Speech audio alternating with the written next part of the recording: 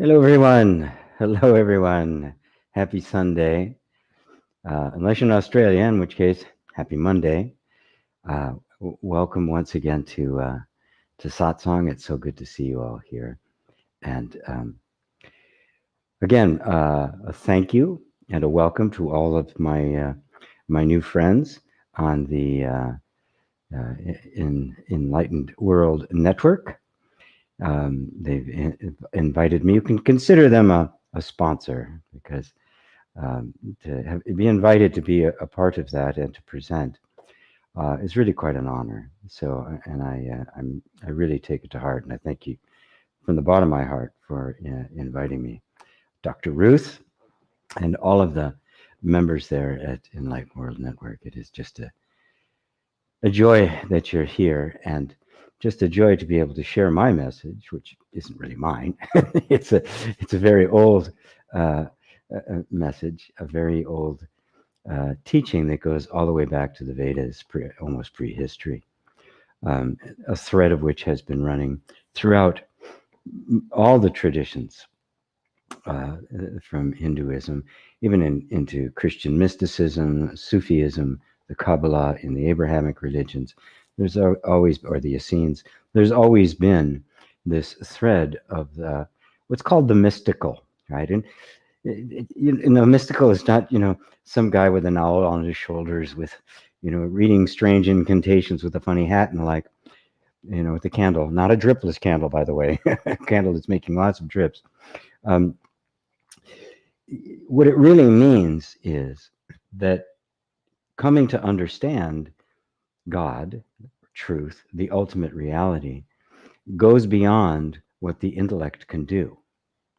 The intellect has its limits, and anybody who has honestly explored the possibilities of mind and intellect has discovered that for themselves. There are certain things which are just beyond the reach of the intellectual capacity, and then we step into another realm where knowledge becomes direct, it becomes intuitive, it becomes felt, it becomes visceral. It's a knowing without knowing how you know, right? And it really is the wondrous mystery of being a self-aware being. I mean, consider that for a moment. That not only do you exist, you know you exist. Now, this is unheard of, right? There's some inklings of it in other animals, in some monkeys, whales, dolphins, elephants. There are some critters that exude some sense of self-awareness and also empathy for others, which is a big part of it. But we're the only ones that can sit down and go, whoa, what is this?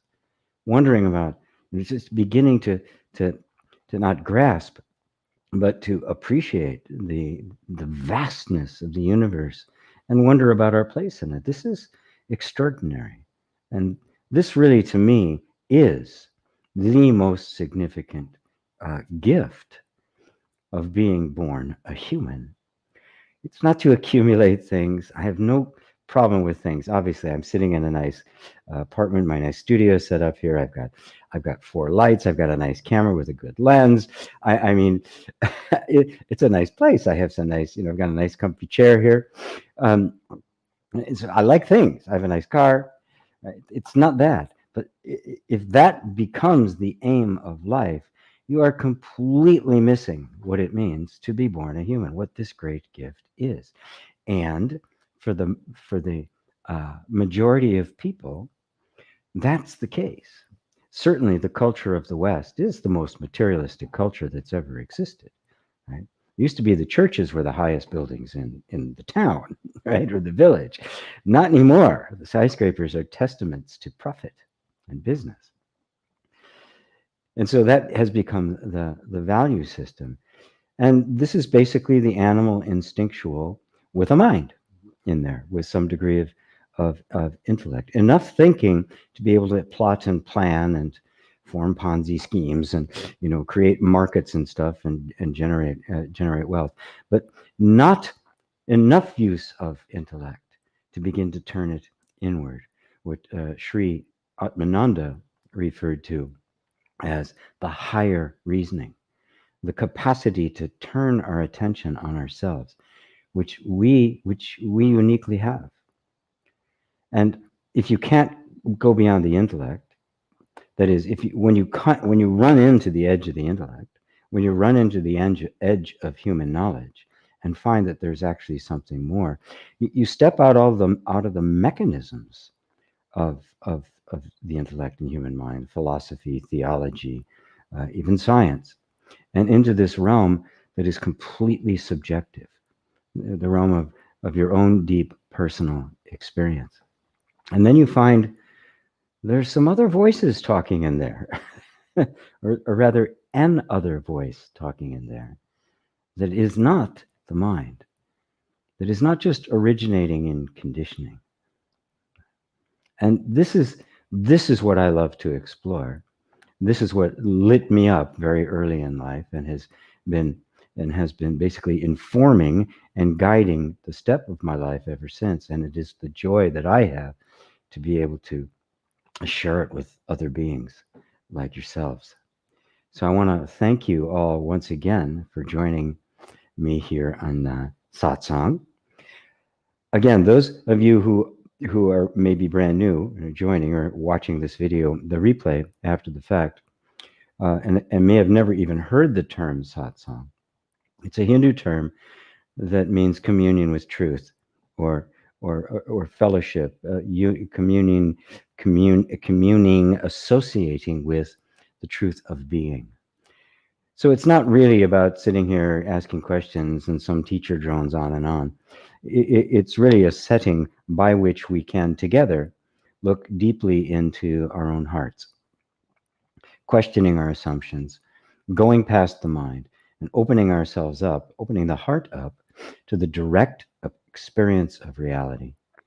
And, or God, if you like. But God is really just a word we made up, a personification of the reality that is beyond all categorizations of thought. It's beyond the intellect. It's beyond all opposites.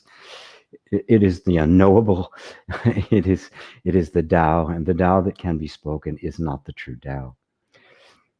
And even though it can't be spoken, guess what? What do you think I do all day long? I try to speak it, knowing full well that I'm going to fail miserably, but I don't care. I don't have anything better to do.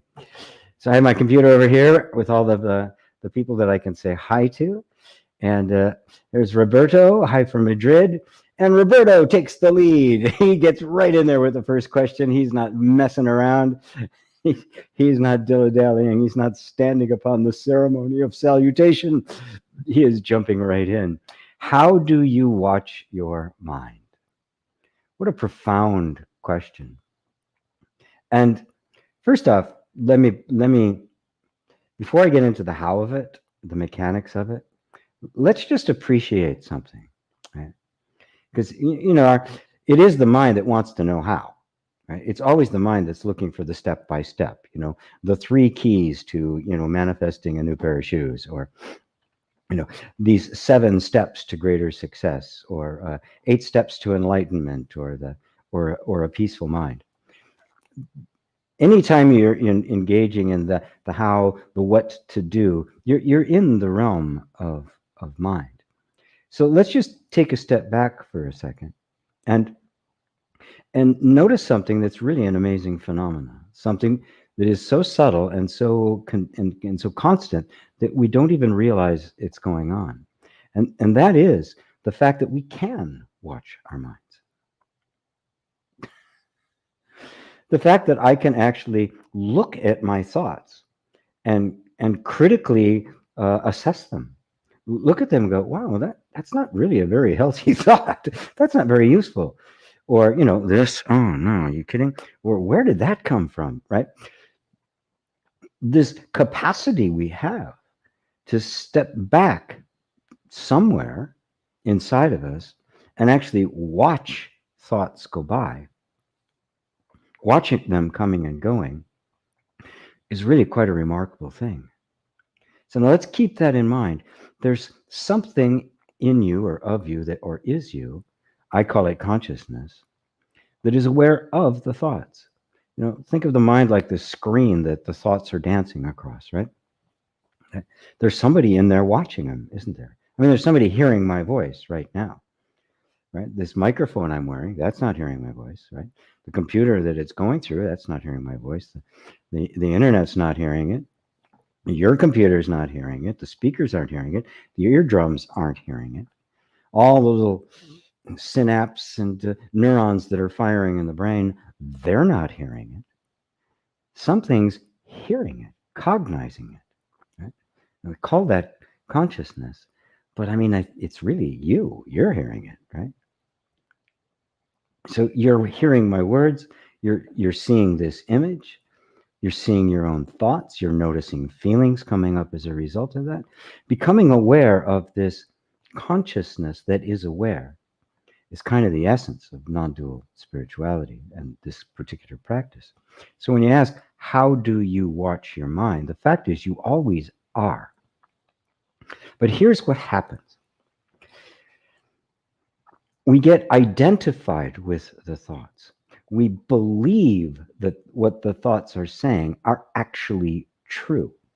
We don't recognize that they're assumptions, they're beliefs, they're conditioned patterns from the past, they're programmed responses. And so we just find ourselves in the middle of them and go, well, how do I watch my thoughts? You stand back and look at any thought. The thought you just had, stop for a second and look at it. What was it? Even this, hi from Madrid, GP, how do you watch your mind? Wasn't that a thought? And in the very act of stopping and recognizing that that was a thought, didn't you just step into watching it? It's a very subtle practice.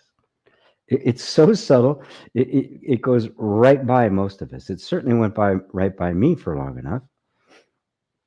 So I went, wow, this is amazing. This is really amazing. So what is mind?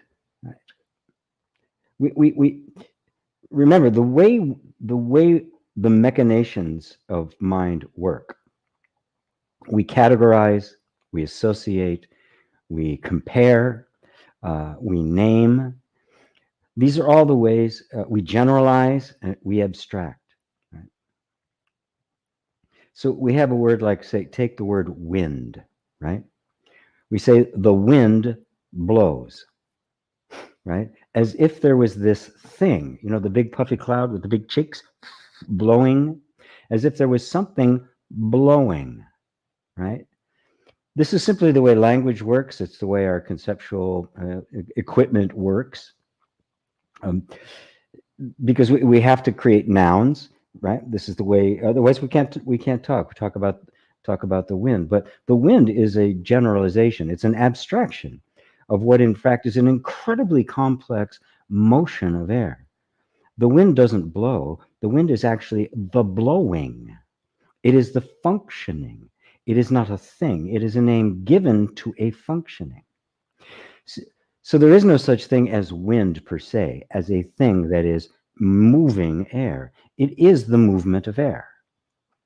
It's a word to designate that in language. So what is mind? Mind is not a thing that is thinking. People say, oh, if I could just shut off my mind. Well, what is it you're trying to shut off? Right? What is this thing you're trying to shut off? Maybe if you knew what it was, you might be able to, right? So what is the mind then? The mind is the abstraction, like the wind is the abstraction of blowing, of the blowing. The mind is the abstraction of thinking. And what is blowing but simply the motion of air? What is thinking other than the flow of thoughts? Now, you didn't create this flow of thoughts. Matter of fact, you never did. There's not one single thought you actually created. If you were, I could ask you what your next thought would be, and you'd be able to tell me. But you can't actually know what it is until it happens. Because if you knew it in advance, well, that would be the thought, right? So it is simply this process, this very natural process that comes from being a human, where thinking emerges. Like everything else in the universe, it forms patterns. Those patterns become repetitive. That's what we know of as our thinking mechanism and our thinking and the flow of our thinking, the content of our thinking. But there is no such thing as mind. There's only the flow of thoughts. Now, most of the time, we're like in that flow, and we're in that flow and identified with that flow so thoroughly that we mistake it for ourselves, and we think somehow I'm saddled with it. There's nothing I can do about it. Right? And then we'll make some spiritual practice or some personal development practice because I'm going to change the flow of the thoughts now. Okay? And then just notice something very subtle there. In order to change the flow, you first have to notice them. The very act of wanting to change the content of thinking means you're standing someplace else looking at it. Because prior to wanting to do that, you just thought it. You didn't consider anything. So you stepped away, and all of a sudden there's this discrimination there that's looking and go, wow, that's a really stupid thought. That thought isn't useful at all. And so you choose another one. And that's great. But what I want to draw your attention to is this place from which it's being seen.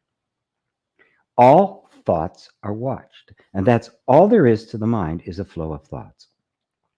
A particular subcategory of mind is the flow of thoughts about me, the thoughts of I, and everything about I, which is really integrated into the whole picture. The word we have for that, ego. That's the ego. It's just nothing but the repetitive thoughts of I, revolving around a certain picture that we hold of ourselves.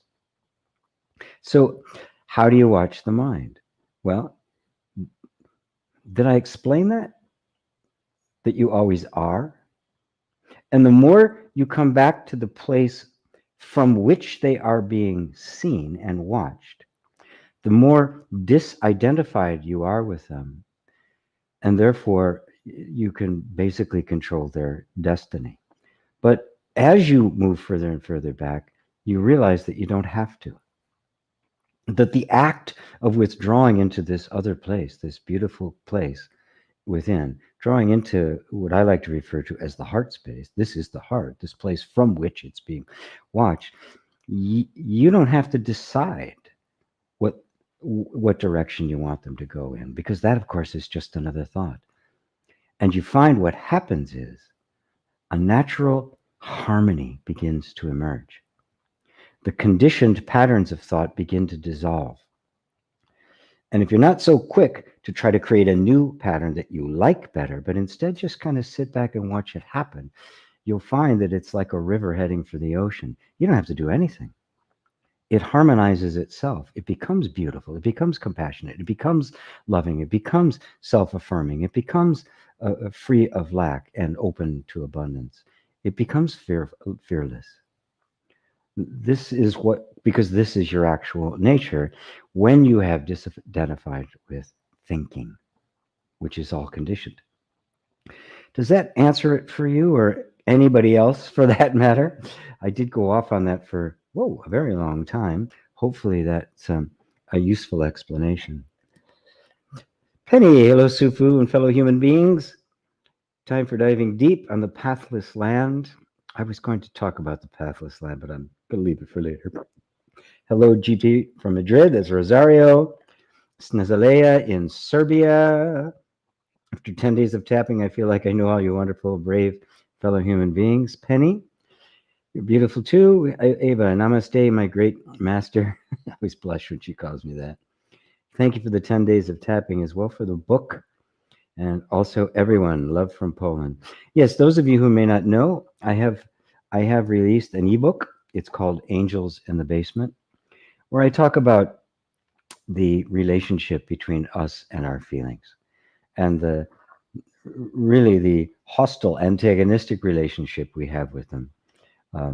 As I quote on the front of the book, there are no such things as negative emotions, only natural feelings that got bad press. And it's part of the process of reconciling with those feelings, which really sets us free. You just have to go to gpwalsh.com. It's right on the homepage, and you can download a copy of it. And it's one of those things that I wrote 8 years ago and never released. Nobody had ever read it. But I thought, wow, I should let somebody read this.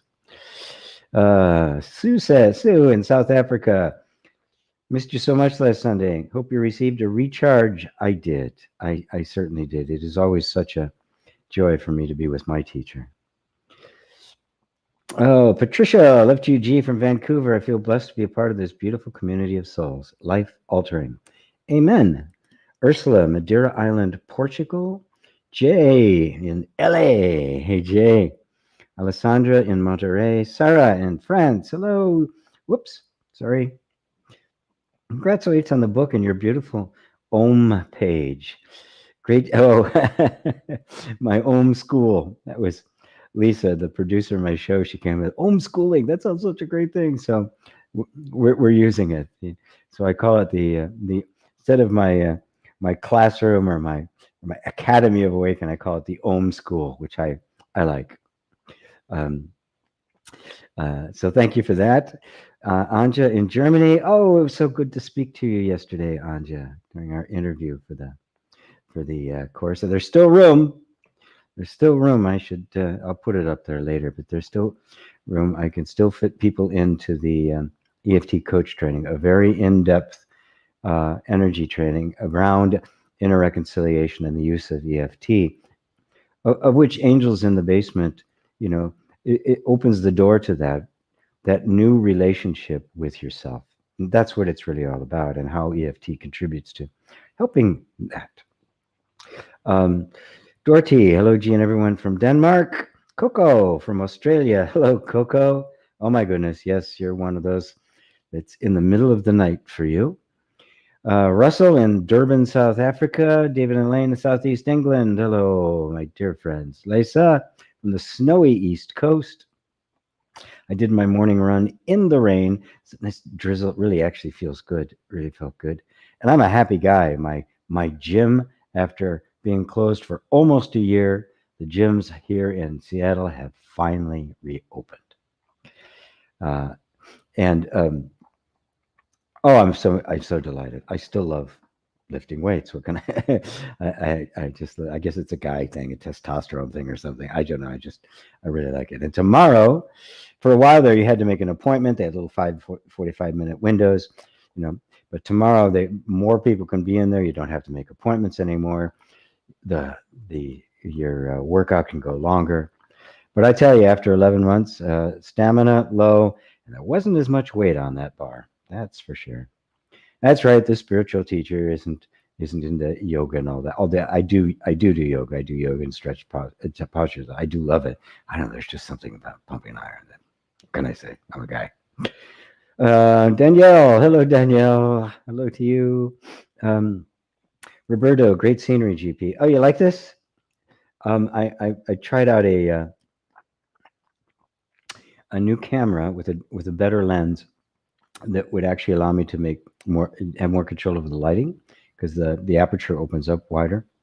But I have to, but it actually has to be about 10 feet away, right, in order to get the frame. Otherwise, it's like right in my face.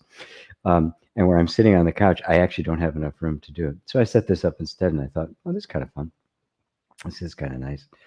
So I got my, candles and flowers and some plants. I'm trying to grow some plants. Hopefully I won't kill them. Thank you.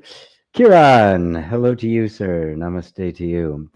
Daryl on the East Coast, also another snowy area of the East Coast. Red Rose for you. Hi, GP. I've been trying to reach you via email for a session for a week. Like, I used the retreat email you gave us and your other email too. I have been, ever since I've moved my site to a new place. I have over to Wix, because I redid my whole site. My email has just not been functioning, right?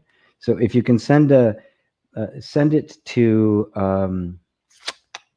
actually, if you just go to gpwalsh.com, you'll see a work with me link at the top, and it'll take you through the whole process, even scheduling it, and it'll show up in my calendar, and we'll make it happen. So thank you for asking. John. Hi, G. Do you still feel jealousy as an enlightened person? I've experienced before completely overcoming sign dynamics through contemplation. I'm wondering if it's possible to be free of jealousy as well. Yeah, Yeah, I'm trying to think. I mean, there's always this feeling like, wow, that's really cool. I'd like to have that. But there's no attachment to it. There's no jealousy. There's no bitterness about it. I'm still very active in life. I still like things, right? I think, whoa, that would really be cool to do. Or hear a piece of music. Wow, that's really good. But there's no jealousy, right? Really, it's a celebration of life, right? Because it's all one. It's all me and not me. Every single expression is the expression of that one beingness. So I'm really always seeing God everywhere, and why be jealous of the infinite, right? Which shares everything so generously with us. I mean, that's all we are. That's all the human form is the manifestation of in form of that which is transcendent of all form. But this is how the transcendent of all form is known and knows itself. And therefore, the relationship between the transcendent, the universal, and the particular, or God and man, if you like, is one of just pure, absolute, unbridled, unconditional love. Right? So, no, I don't feel that. Uh, it is something that kind of falls away the more you realize who you are and what everyone else is as well. Robert Dosa. Hello, Robert. Trying to multitask now. I'm actually trying to multi-listening. Listen, being in 2 live sessions at the moment. Well, good luck. Very good. Tell us how it goes. That's amazing. I can't do it. I simply can't do it. I have to focus on one thing. It's just not possible for me to do. John M. People that decide to work on their minds do much better than people who don't. Absolutely. The alternative is you just accept the mind the way it was given to you. Now, this is an important point. Thank you for bringing it up, John, because it can often sound like I'm dismissing things like, substituting better thoughts for worse thoughts, and I'm not. What I'm pointing to is something beyond that that's actually easier, right? Because it will automatically shift the thoughts the more you recognize that you are the aware consciousness that is witnessing the thoughts. And therefore, the need to work on the mind becomes less and less. Because even when you're working on it, you're establishing an antagonistic relationship to it. You're creating a conflict, and that's going to trigger resistance in the nervous system. Now, that said, um, initially, the way our minds behave, the patterns that the thinking gets into that we inherit as children, we did not choose. It is simply installed in us.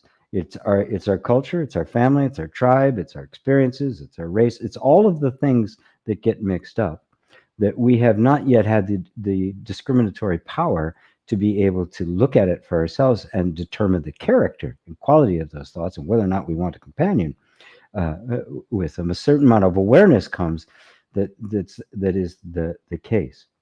And at which point you now become the arbiter of your own fate. You can start to choose. So in the beginning, until that capacity to see the thoughts and discriminate their character arises, you are little more than your conditioning, and you really can't trust your ideas, your thoughts, your beliefs, your desires and aspirations. They're not really you.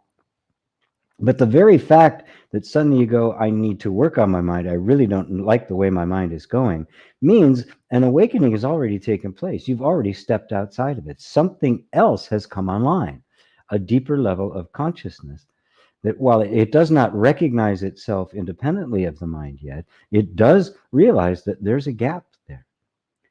That, when I was a kid, I'd never heard the word conditioning. I mean, it existed in psychological circles and stuff, but now everybody recognizes the conditioned patterns we get into, the programmed responses.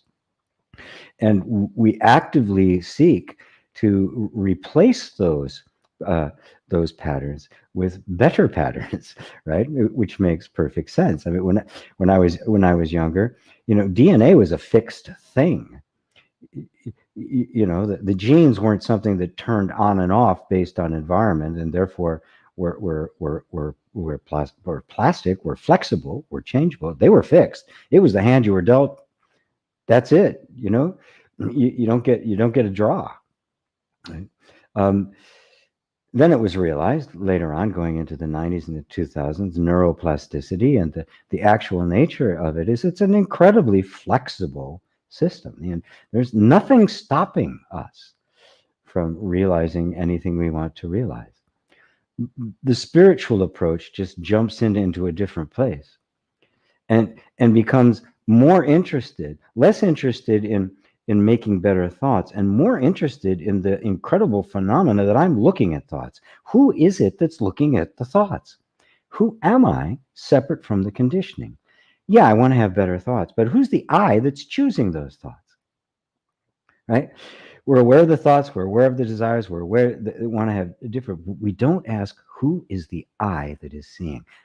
The moment you ask that, you're in satsang. You're in a different kind of spirituality. And what I found through personal experience, that the more I'm interested in that and the more attention I give that, the less I have to concern myself with making better thoughts. They happen all by themselves because the conditioning falls away, and what emerges is not a better version of myself, but the reality of myself. And I find it's always been harmonious. It's always been intelligent. It's always been creative. It's never been lacking. It's always been harmonious. And that begins to reflect itself in the manifestation of that sense of self in thought, emotion, sensation, action, and life. So thanks for that question. Stargirl, I feel like I'm being put through hell.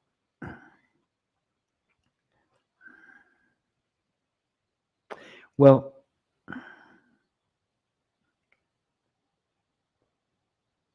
hell and heaven are both states of mind. What makes heaven for us? Heaven, for the most part, is our ideal, the place where everything is the way we like it. There's no lack, there's no fear, there's no conflict, there's no danger. There's no evil. There's just peace. There's prosperity. There's harmony. That's our sense of heaven, right? And then we imagine what that might look like in form, what shape that would take. We put in our personal life and we say, well, that means I got more money in the bank, and my culture and my economics and my political system are stable and humane. So we try to see it in those terms. Hell is also a state of mind, and it is the state of mind of not liking your life.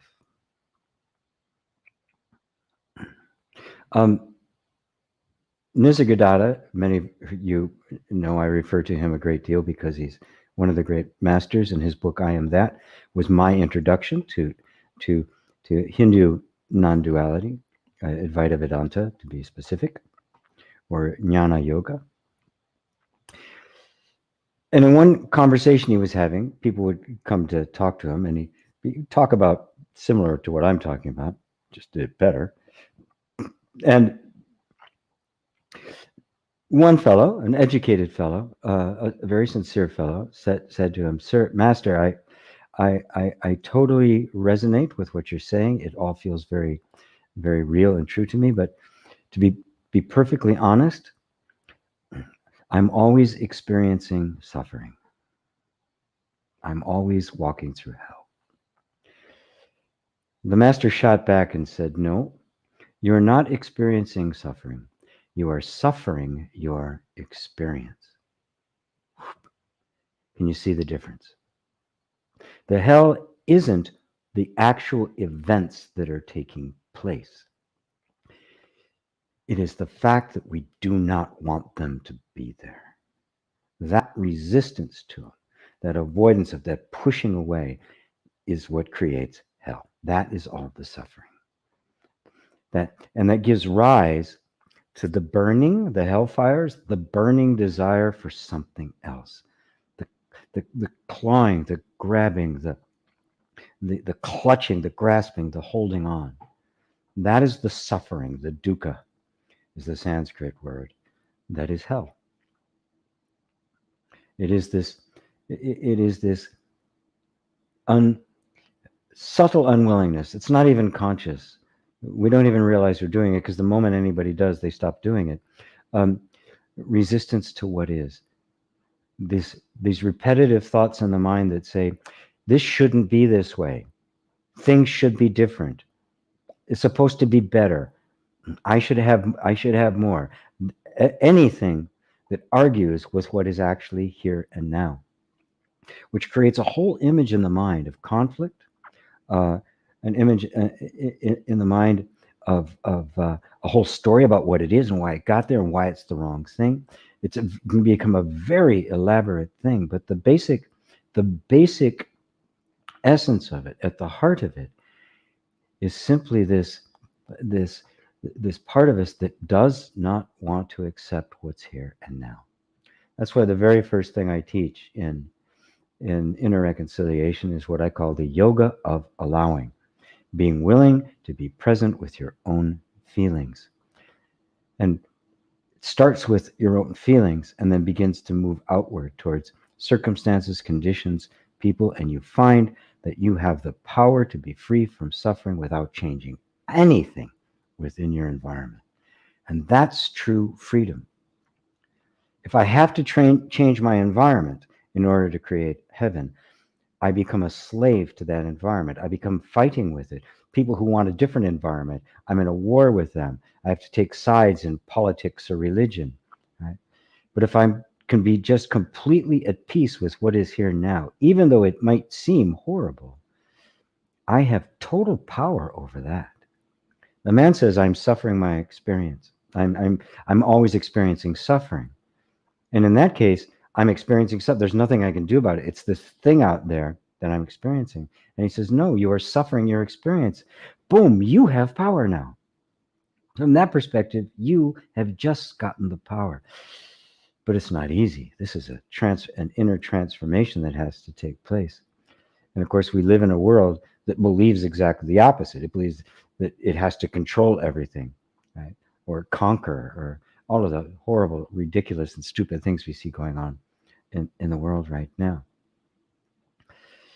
So this isn't supposed to be happening. Well, I know it's supposed to be happening.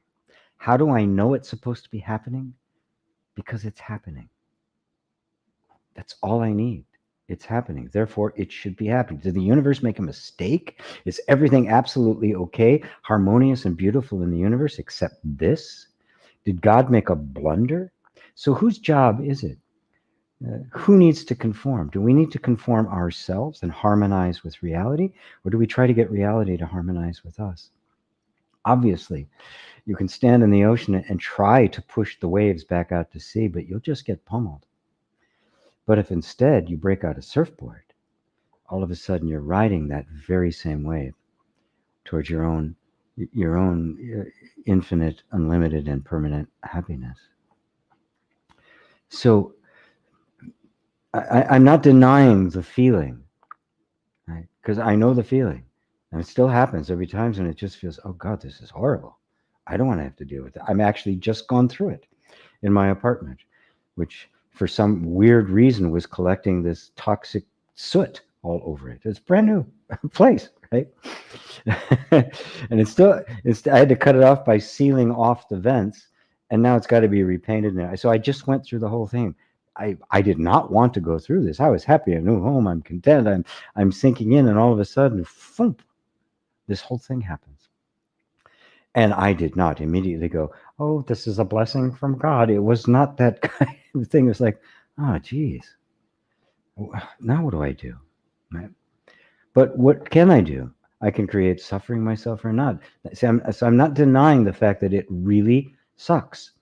It really does feel bad. But the hell of it is created by our resistance to it. And the reason these things happen to us is so we can finally take deep into our heart the deep meaning of impermanence, which heart of the Buddhist teaching, that life is impermanent, that everything is impermanent. Hold on to nothing. And in that time, you will be free from all entanglements. And you'll also have a love for the things and events in your life that you didn't realize was possible, because the preciousness of them will become visible, will become known to you. I hope I covered that in all directions and all the nuances of it, because I am totally with you on that. I know what it feels like, and believe me, it doesn't matter how spiritually advanced you get, it still happens. My teacher has diabetes. So now he has to watch his diet. He has to use stevia and stuff like that. Right? This is the nature of life. We can't become attached to anything and the body, which doesn't mean an indifference to things. Oh, that doesn't matter. You'll see people in non-dual teaching doing like, it doesn't matter. It's just an illusion. I don't care. Even some folks in metaphysics. I was actually at a funeral for somebody I knew, and her husband, and it was her husband who died, and the woman, she was acting stoic, like it didn't matter. She was this metaphysical thing. There is no death, and you could just see like the hardness of the heart. Of course it hurts, but this is how we learn to let go and love, to not let go into by cutting it off in coldness, but to actually feeling the full impact of it, and thus becoming both wise and infinitely compassionate. Thank you, Star Girl. Red Rose, where did you go? How do I recover with EFT from being in a situation where I felt powerless, helpless, and I feel it was so much for my nervous system that I shut down completely? I'm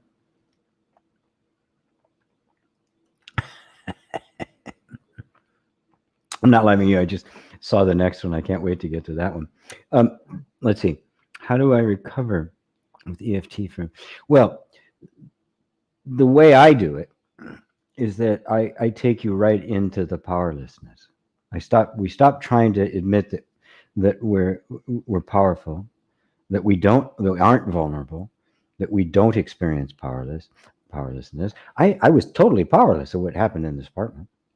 I couldn't control it. It's just this weird effect of the atrium, which is sunken in the back, and the wind patterns and the privacy screen made, for some reason, this apartment alone has this collection of basically city soot, right? The city pollution that collects right around here and comes in my vent. Nobody else has it. Unfair. It's not fair. Right? I'm powerless. I'm powerless. I'm trying to get the apartment. They're doing some things. I think I should get a month's free rent and an air purifier, right? But I'm powerless to make them do it, right? So it's not like you get to this place and you have all this power. That's an illusion. We never have power. We come to terms with the reality of powerlessness, and we surrender to it. And in the surrender to it, we discover the consciousness, which is deathless. And that's where the power actually is, right? There's no vulnerability there, but it's not a state you get to try to make human life more congenial, right? You accept human life for what it is. It's vulnerable.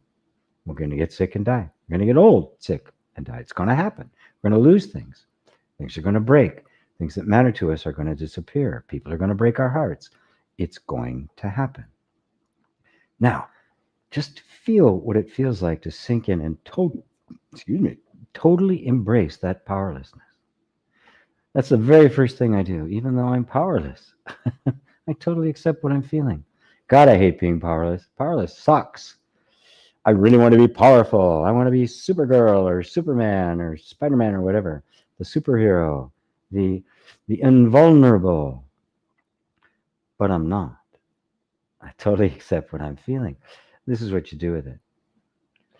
I voice those kinds of things, which is, I get a lot of criticism for the positive psychology crowd, because I voice all that stuff. Just whatever it is you're afraid of, voice it. And I teach that. And I teach that in all of the classes that I have available that are on in the Om School. I teach it in the live classes that I do, like in the 10 days of tapping, which is a free one, and in the advanced training, which is not a free one, which I will put a link up here at some point a little bit later. I don't feel like advertising anything right now. Oh, John says, I mean, in relationship, jealousy of when someone you like is with someone else. That seems a bit harder to be free from. Yes. And first you have to be with it. You have to own it. Okay.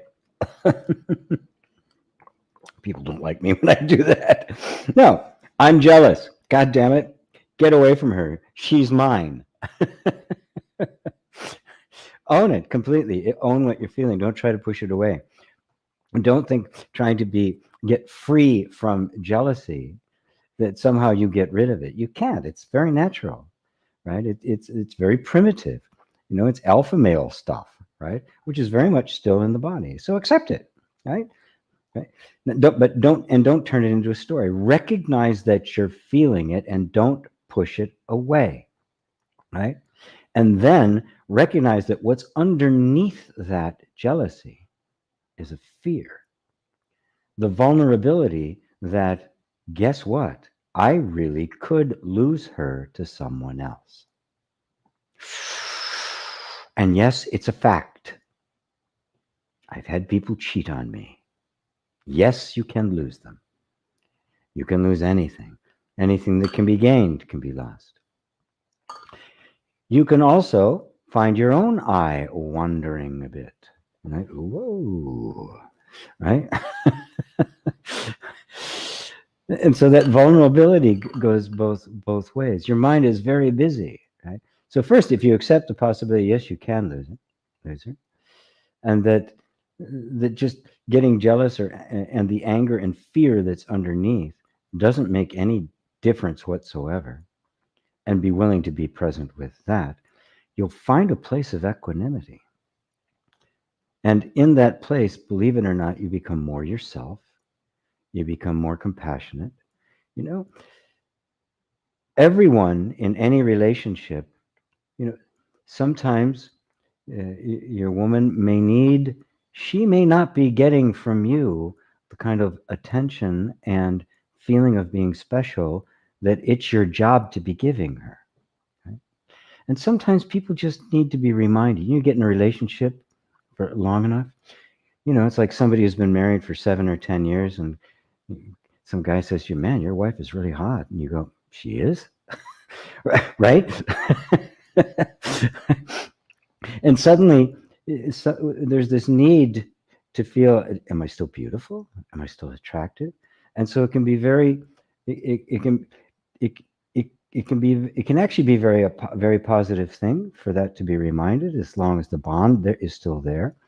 But the fact is, if somebody's not getting what they need from you, they are going to turn their attention elsewhere, right? Because we have to be giving each other what we need, right, from the other. And of course, we can do that best when we actually know who we are. When we know what we can get from someone else, and we also know what we can only give to ourselves.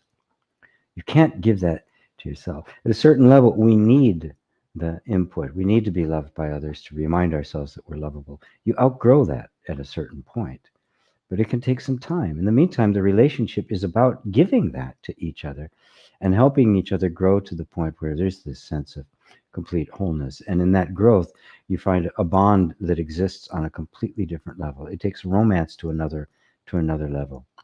It's not just friend and not just familial, but is a whole different level of romance and intimacy, kind of just the orgasm of union, of real union.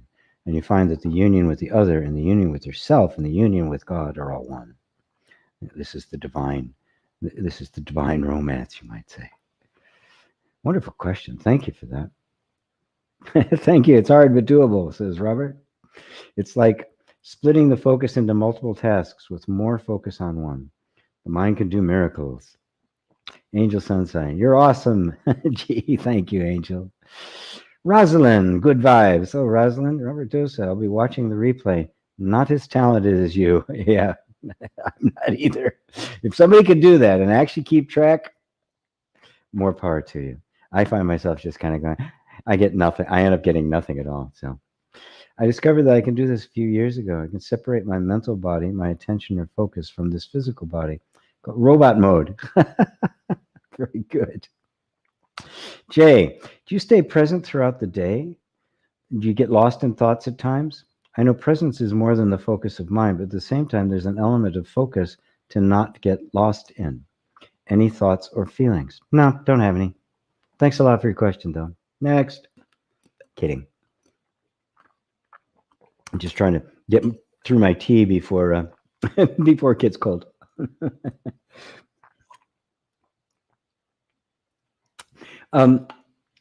Do I stay present throughout the day? I recognize that I can't be anything else. I mean, are you absent ever? I mean, really, this isn't a play on words. Are you ever absent? Okay, everybody, right now, try to be absent. Try to not be here. You can't do it. So what you're talking about is where your focus of attention is. Is my focus of attention always on the absolute or my presence? God, no. How could it be? Right? I'm aware of it, right? I'm aware of it in the background right now, but where's my attention? It's on you, right? It's on the environment, making sure that the batteries are still working, and you're still hearing my voice, and the questions are coming by, and I'm scrolling, and I'm watching the time, and I'm telling more people to like and share. Come on now, do your job, right? All of these things, but what's in the background is the presence that makes it possible. Without consciousness, it isn't possible. So there's sometimes when I was writing the book, when I'm putting together a course, when I'm writing emails, it gets my attention because I need to focus my attention there in order to create something. Right? But where did I go? Nowhere. Right? It's just that's where attention is. That's where the energy is flowing. Right? Whereas in meditation, the energy is not flowing anywhere. My entire attention is simply on the sense of being, right? Which is the place of rest, right? This is the place of that's the point of meditation. This is what Buddha meditated. This is what is meant by Christ and other prophets and the like, and that they went up into the mountain. For Christ, that was prayer. It was just this communion with God, the absolute. It wasn't a conversation. There's God and then there's me, because that would be a focus of attention. It is the focus of attention on God. That is my own being, which completely then fills my attention. The problem isn't that we get lost in the attention, not realizing that the attention itself is always reporting back to the present. The presence doesn't have to fill the attention. It's the background in which the attention appears. Yeah, right? It's what's here, allowing everything around me to be seen. It's the presence that allows the computer to be sitting there that you're looking at. Right? So it really is. We do kind of think that I've lost presence if my attention is going elsewhere, and that's just a as of yet immature understanding of what presence actually is. Presence is you, right? Are you aware of where your attention is? Well, that's you. Is attention reporting to you? Are you aware of attention? Well, that's you. Presence is not a form, right? It's a background. It's the silence against which music appears. It's the emptiness against which form appears. And knowing that, you'll see it's everywhere. It's right here. It is the presence that makes me visible. And so it's simply the sense of identification moving out of attention and focus of attention, which is very powerful and very important, right? And that sense of identity moving back into the I, to which attention is always reporting. the consciousness that is always there, that is the knowingness itself. And without it, there can't even be attention. And sometimes the attention is focused inward, sometimes it's focused outward, but it's always reporting to the same place. And that place is you. Does that answer it for you, Jay? Lisa, is the body itself an environment? Oh, Lisa, why do you ask the big questions?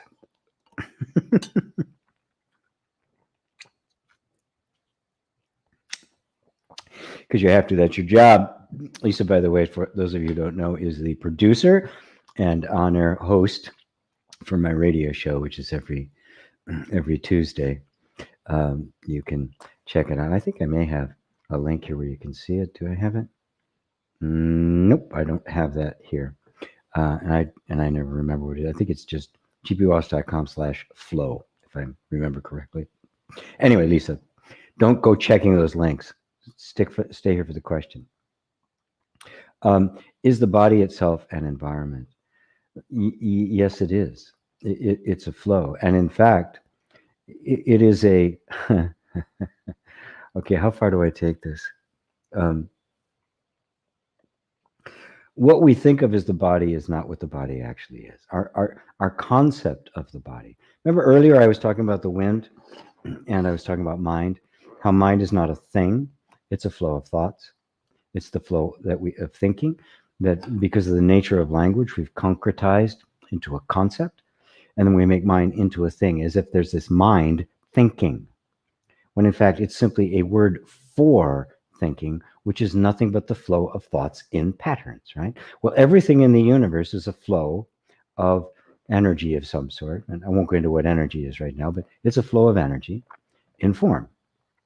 So thought is a subtle flow of energy. Emotions, a little bit more, also very subtle and nuanced. But so is sensation. It is a flow. So what is the body except a flowing of energy, right? There's no thing there. In fact, I could say the same thing about the body that I said about the mind. There is no mind. There's only the flow. There is no body. There is only this flow of energy. Zip down, shrink down to the microscopic level, and you will see a whole bunch of molecules that aren't even touching each other, right? That are just kind of waving and flowing in unison, being, obeying some kind of invisible mandate. Okay? This is the environment of the body, and when you look really closely, you see that this outline of the body, that my body stops here and the rest of the universe begins over there, is also arbitrary. There's a constant interaction, right? Not just that food we eat getting processed, right? That we take in, this becomes me, which then becomes what I don't need, which then becomes something else, which then lasts for a little bit, dies, buffs off, and then goes and is something else, and it becomes something else. But also at a molecular level, the energy exchange is going on all the time. So what you're seeing is a continuum. You cannot separate the body from the environment. So it's kind of an environment, a macro environment, but it is also inexorably linked to the bigger environment. Right? The body takes in air and makes carbon dioxide, and my little green buddies behind me are taking in the carbon dioxide and breathing out air. Right? Now, there's this exchange going on. Now, I could look at it, well, there's one thing, I'm another thing, or I could see, well, this is just one thing. This is the body replenishing itself. If I now look at it as the universal body, in which case you can see the universe, the entire universe is but the forever flowing, ever changing, never the same, never static body of God. Whatever it is, whatever is that transcendent essence that manifests itself in this ever unfolding form, which is not a form, called the universe. And so seeing that, the nature of consciousness becomes even bigger, well, what is the nature of this consciousness? that I thought was confined to this body, but this entire body is the universe, right? It's only our mind conceptualizing the body as a thing that turns, well, this thing here and that thing over there and this thing here over there and this thing inside the universe. This is the universe. Right? So is the universe everywhere except here? This is the universe. The universe, which for some reason has congealed into this particular form, which is itself kind of a little mini environment, isn't it? There's all sorts of things going on in there, and there's heat regulation, and there's blood pumping, and there's chemicals going on. There's all sorts of stuff going on that make an internal environment, and the internal environment is similar and different in every single individual. The internal environment of somebody much taller than me would be different, right? Although in essence it's all the same. So yes, you could think of it as an environment. But when you start talking about the environment, don't detach it from the environment at large. Don't turn it into a thing in the environment, but see it as a continuum of and a flow with the entire environment. It is all one being, one processing. The lungs here and the lungs of my green little friends are the same lungs.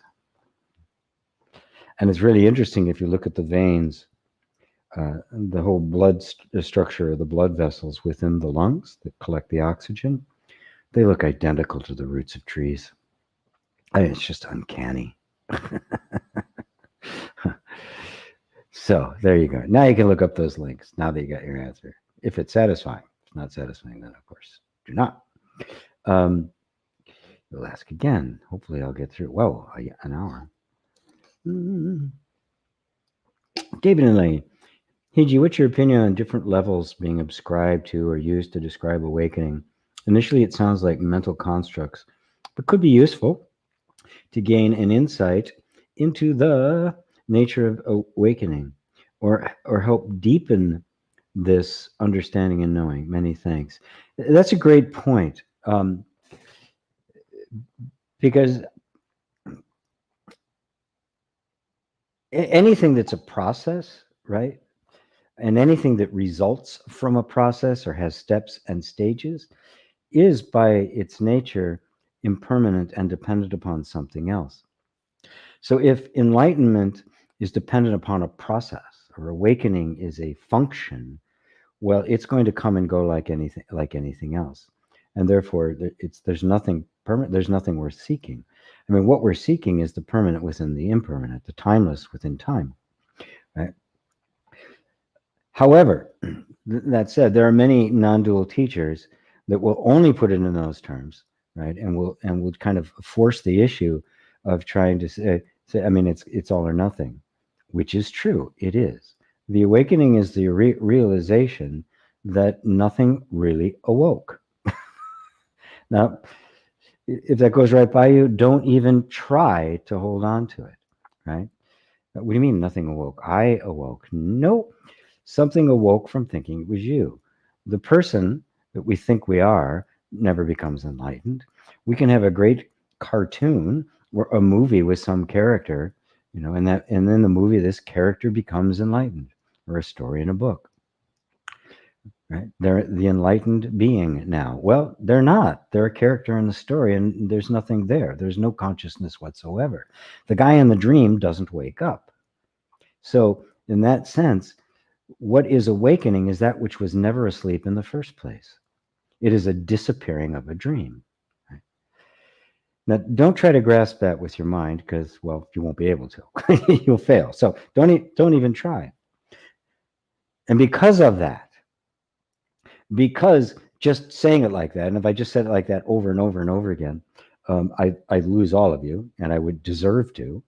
Well, someone hang around that want to cling to that. It's now too cold. As a concession to the human heart, to help it move gradually out of the sense of identification with conditioning and into the recognition and ultimately the full awakening to who you really are, it is a concession. And so on that score, You can speak of levels and practices and steps and stages and it's true. It's something that we have experientially, while it's not the absolute truth. I mean, as I said earlier, just recognizing that, getting enough clarity to look at your own thoughts and say, God, these thoughts are really stupid. They're very destructive. I don't want to think those anymore. You can see that an awakening has taken place, hasn't it? Something has awoken that said, whoa, that was just thinking those thoughts, not questioning them. And all of a sudden now is seeing them as something external and is questioning them. Now that's an awakening. Now, you didn't do that, right? You didn't create that to happen. It happened through you and for you and to you. It was a matter of grace. Right? Now, if that captures your attention enough, and for some, they get theirs fine, and now they're substituting better thoughts for these thoughts and better feelings for those feelings. Still very much identified with themselves as a person, but some even go even further and become fascinated by the fact that there's an awareness that woke up. Something started discerning things and dive deeper and deeper. That seems to be a process we go through that deepens and deepens until something happens and the entire structure of the egoic mind just collapses with all its concepts. That process of getting there, I mean, I call mine inner reconciliation, and there's EFT and meditation, the different aspects for doing that, which is simply to prepare the nervous system, prepare the mind to relinquish itself. Right?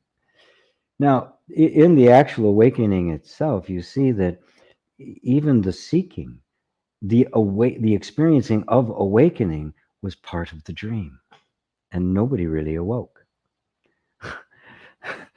The awakened one, not somebody who awakens, but the awakening of the one, which is what the word Buddha means, the awakened one. And so from that perspective, the final step, you might say, from the perspective of the dream and spiritual growth, it looks like it is the final step. The actual realization in the final step is there's been no steps. The seeking and the seeker have always been witnessed and watched by the sought. And you see that even the seeking and the finding and the awakening is in the dream. And then the dream is truly over. So compassion, kindness, love, heart, sensitivity compel us to deal with every level of consciousness as it is, completely accepting it as it is. This is the Bodhisattva path. Relieving suffering where we can, being present with suffering where we can't alleviate it, and cultivating the awakening of the heart, which means there's no resistance to the humanness of it. So you embrace the steps and stages, even though you know full well there aren't any. Does that answer it for you, David, Elaine? Wonderful question. Thank you. Coco. GP, have you or do you periodically sit meditation retreats? What are your thoughts on how retreats impact the spiritual journey? No, I don't really go to any meditation retreats. About 3 years ago, I did Vipassana. My son really wanted me to do it, so he kind of talked me into it more than because I wouldn't have. And I really enjoyed it. I loved being there for 10 days of doing nothing but meditation. I may do it again, even though I don't really agree with the perspectives that Vipassana takes. They've got kind of their own version of Buddhism. I really enjoyed being in an environment where you're meditating 14 hours a day. You don't speak to anybody. You don't even look at anybody, right? You're just completely within. Meals are minimal. It's really a great experience.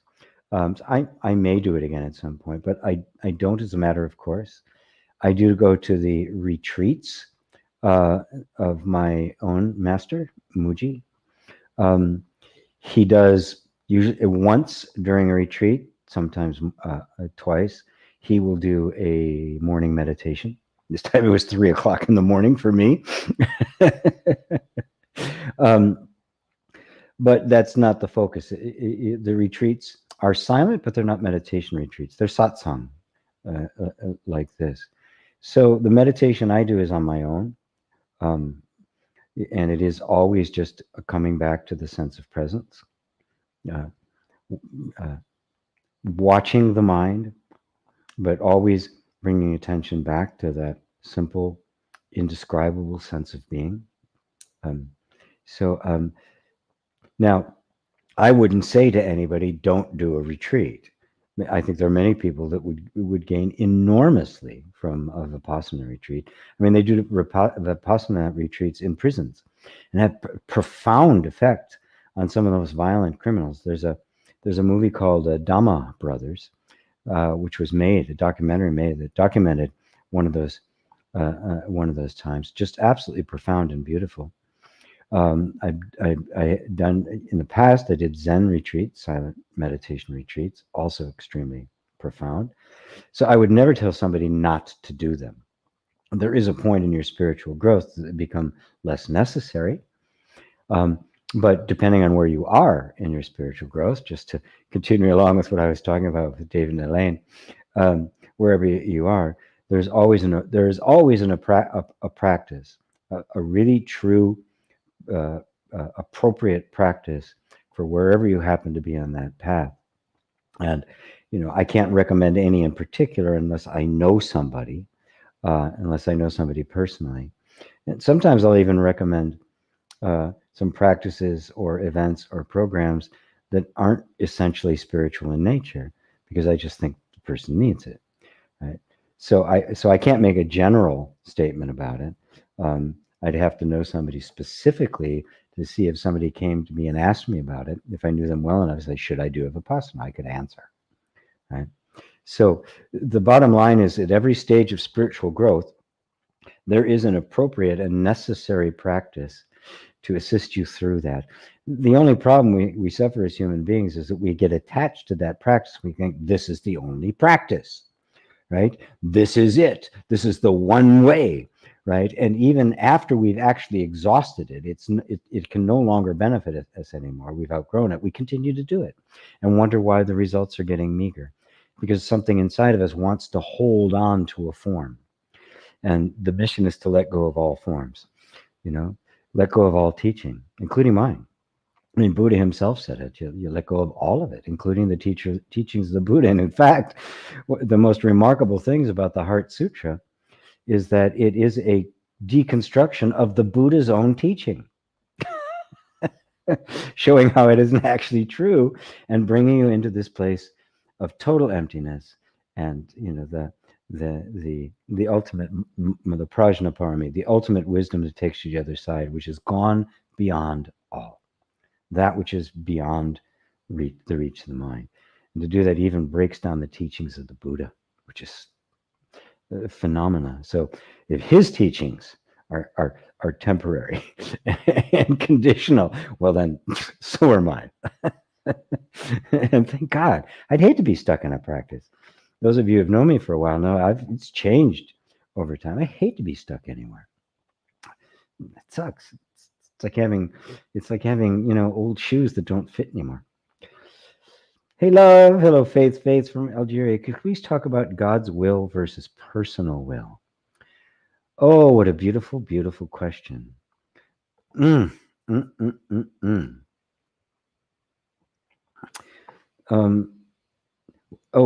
Before I answer that, it's kind of a follow-up question from Coco. Would you say that this, referring to retreats, silent meditation retreats, are another pathway to realization?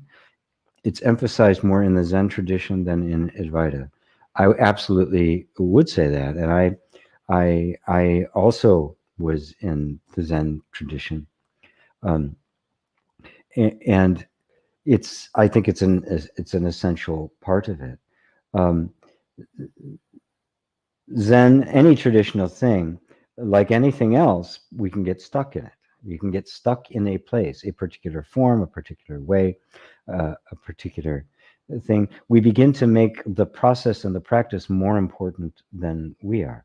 These are made for you, you not for them. And so, depending again on the the the individual, I may recommend that. My experience with Zen was absolutely critical. It was there that final shoe dropped, that I understand the flow, the selfless, that the no self, the no position, no posture, the nature of suffering as stuckness, and the reality of being nobody, in very visceral terms, to let go of all positions. Whereas prior to that, I had been seeking truth as some kind of a solid thing. I realized that wasn't, it was in the flow. And between that and Advaita, I realized that myself, my true self, was the truth. The consciousness viewing is the truth. And everything being viewed is just flowing. And not having a self, I can flow in any direction, appear however I need to show up. No longer stuck in any role, no longer stuck in any costume, no longer stuck in any tradition, no longer stuck in any culture. Freedom, the absolute freedom of no self. How do you get there? Well, that's a unique path. And let's face it, Zen Buddhism has produced more enlightened masters than any other tradition in history. So let us not discount it. It is a very systematic and important approach.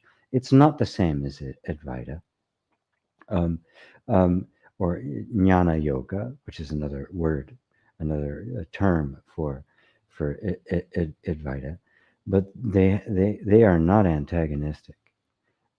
And for me, it was both. So again, I love Zen, right? But see past the form. I mean, a lot of Zen teaching is getting you to actually see past Zen. They even have a phrase of somebody stuck in the absolute, he stinks of Zen, right? Transforming or transcending all form, right? It is what it's all about. That's, you can see it in the Heart Sutra and all the great works, the Lankavatara, which are my favorites. But in the Diamond Sutra, the Lotus Sutra, all of it's all there. It's always going beyond the form. And Zen, taking a form, a very powerful form, one of the greatest forms ever, is one of those steps along the way, one of the conventions that is a concession to the mind that eventually is abandoned. When you've reached the other shore, you don't need a boat.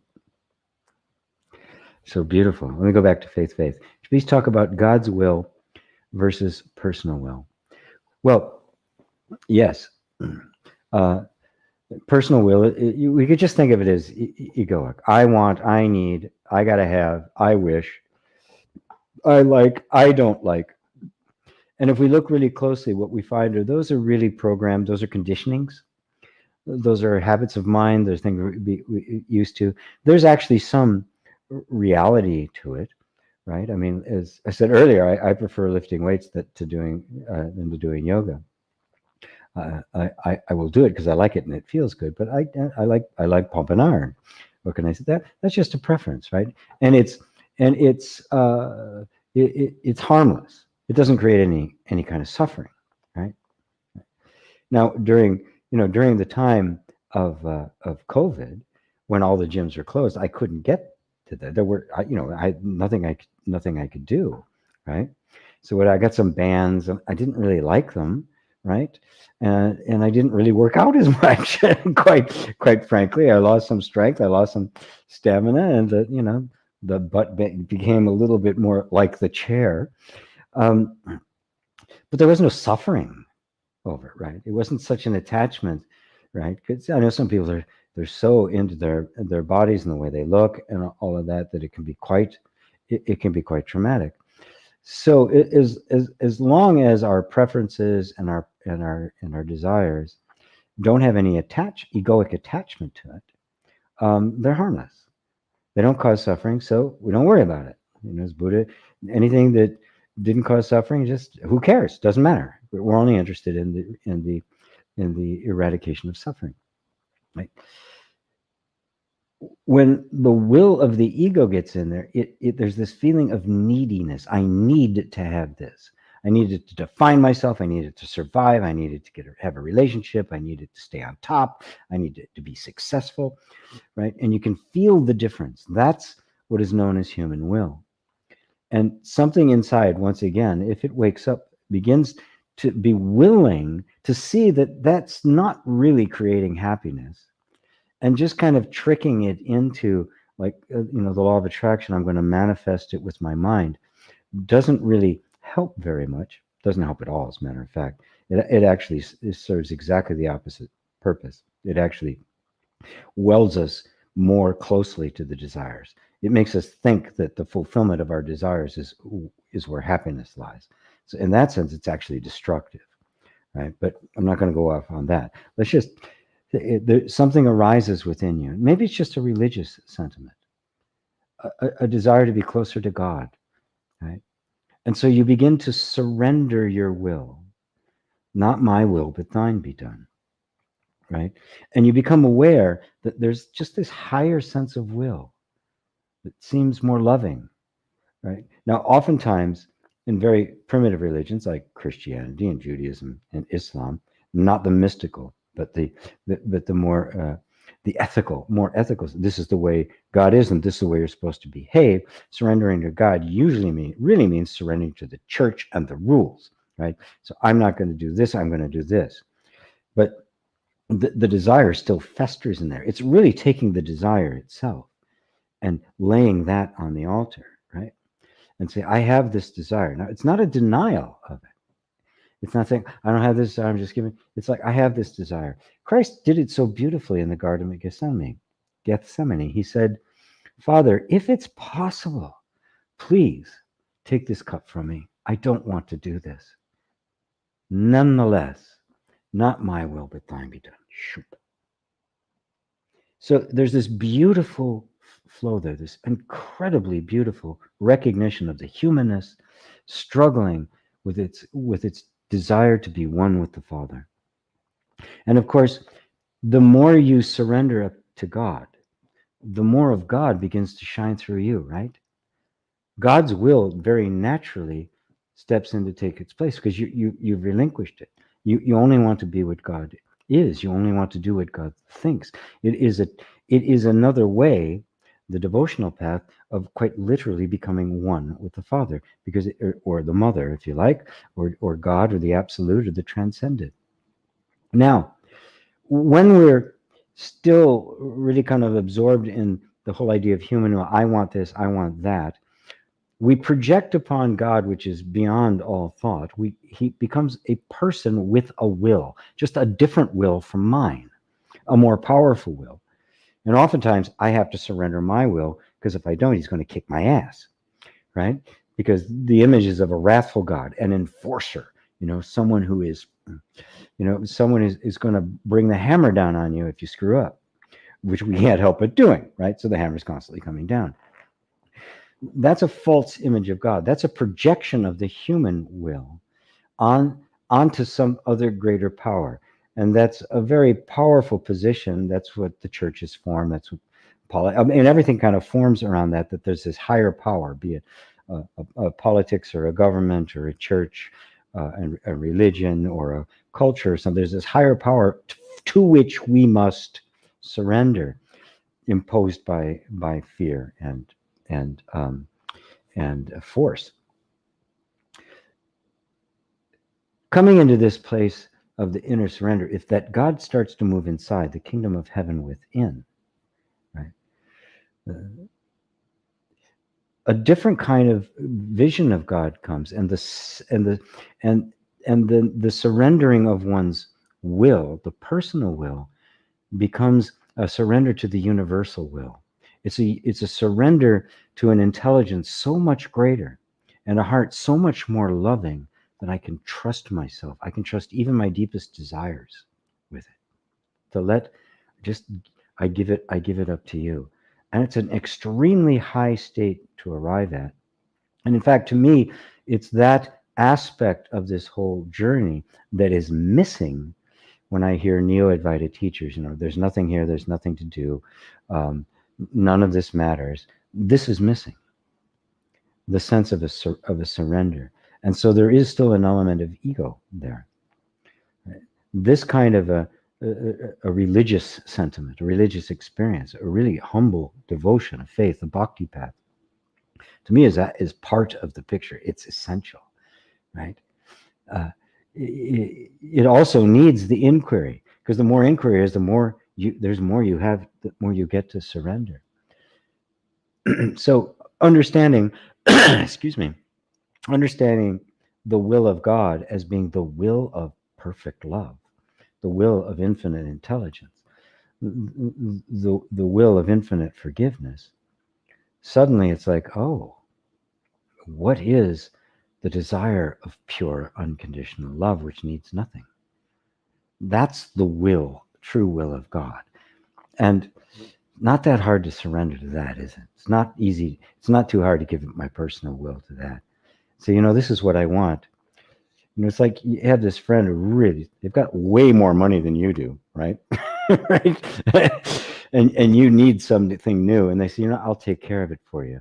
You don't say, yeah, but I want this, this, and this. I want it to I want that high-end Kia, right? And you just say, yeah, you know me. You know what I need. You know I need before I even ask it. Here, you take it. And your friend comes back with a Tesla, right? or a Porsche or something. You go, cool. Cool. I couldn't have even have imagined that. That's putting it in very materialistic terms. Maybe it's not the best example, but we all like nice cars, right? But I think you get the picture. You really are recognizing the limits of your own vision, the limits of what you can even see, the limits of what your desire. We're not even capable of desiring on the level at which we're capable of receiving and experiencing. So what do? You hand it over to the infinite intelligence. And in that process of surrendering the will, you're surrendering the ego, and little by little preparing yourself to actually merge and become one with that. That is, you disappear into it. The Mississippi hits the Gulf of Mexico, and it is no longer the Mississippi. It doesn't exist. It is the Gulf of Mexico, and the Gulf of Mexico hits the Atlantic Ocean. No, the Pacific. Oh my God, it becomes the ocean. It's no longer the Gulf of Mexico. It is the ocean, and it disappears. You disappear into God. It's not like there are two that are one. There's only one. There's only God. How's that, Faith? John gave me a laugh. Sarah, Star Girl, should do the 10 days of tapping on Facebook. If she can afford it, she'd take the IRIT course with us. That's true too. There's 10 days of tapping. It's actually on my website, gpwalsh.com/get 10 days. I think I may even be here. Let me see if I got here on the banner. Nope, I don't. Okay. Get 10 days. And there's many, many hours of tapping of all different kinds. And if you can afford it, maybe I'll put this up now, right? Tap 21. There we go. I'll put it up now. I am doing a training that starts this week. The first live call isn't until Thursday, but the official beginning day is today. This is where I start the clock, right, for the 6 weeks, which can go as long as 8. But there's 40 or 50 videos already pre-recorded. There's a whole presentation there where I was talking about before, life is a flow, when I start answering Lisa's question about the body. I go into great detail as to how that works and how we suffer because we think of ourselves as a thing and not as a flow. I think of ourselves as a noun and not a verb, which is what is actually happening. It is a little bit more expensive, but if you're interested, you can go there. Don't worry about the price up front. I'll have a conversation with you. I'll give you the link if you want to buy it. I can work out terms and the like. So it's everybody speaks very highly, so much that many of the students are retaking it from last time. So thank you for pointing that out, Sarah, and reminding me that I definitely need to do the job of letting people know what I'm doing. Daryl says, GP, that's why I believe that this sense of sexual security is a non-truth. It absolutely is. This notion that the person I'm with I own, or vice versa, is BS. Monogamy is a form of ownership. Yes, monogamy as an cultural imposition, as a rule you have to follow, is a horrible is a horrible form of ownership. And let's face it, traditionally, in our culture, in the patriarchal culture, the woman was a possession of man. She was property.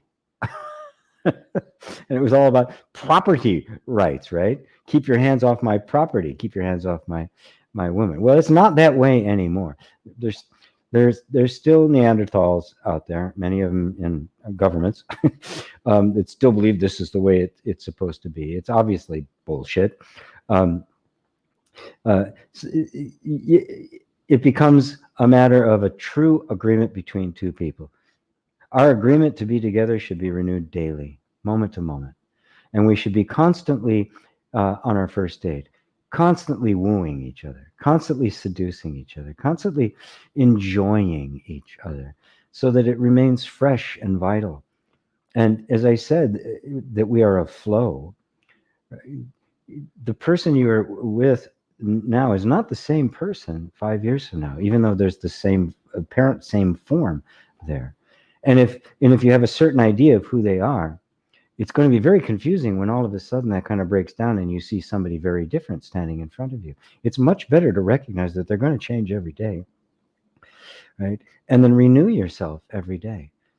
And you'll find that if you do that, it actually is possible to have a relationship that lasts for an entire lifetime. If you don't do that, it isn't. They will have to be forced by rules. It's also possible you could get to a certain point and realize that, hey, you and I don't need to be a thing anymore, and without any kind of recrimination or blame or pain, you can actually do conscious decoupling. It is possible, but it requires a higher level of intelligence and freedom and acceptance than any of us have been taught. So it's a beautiful thing.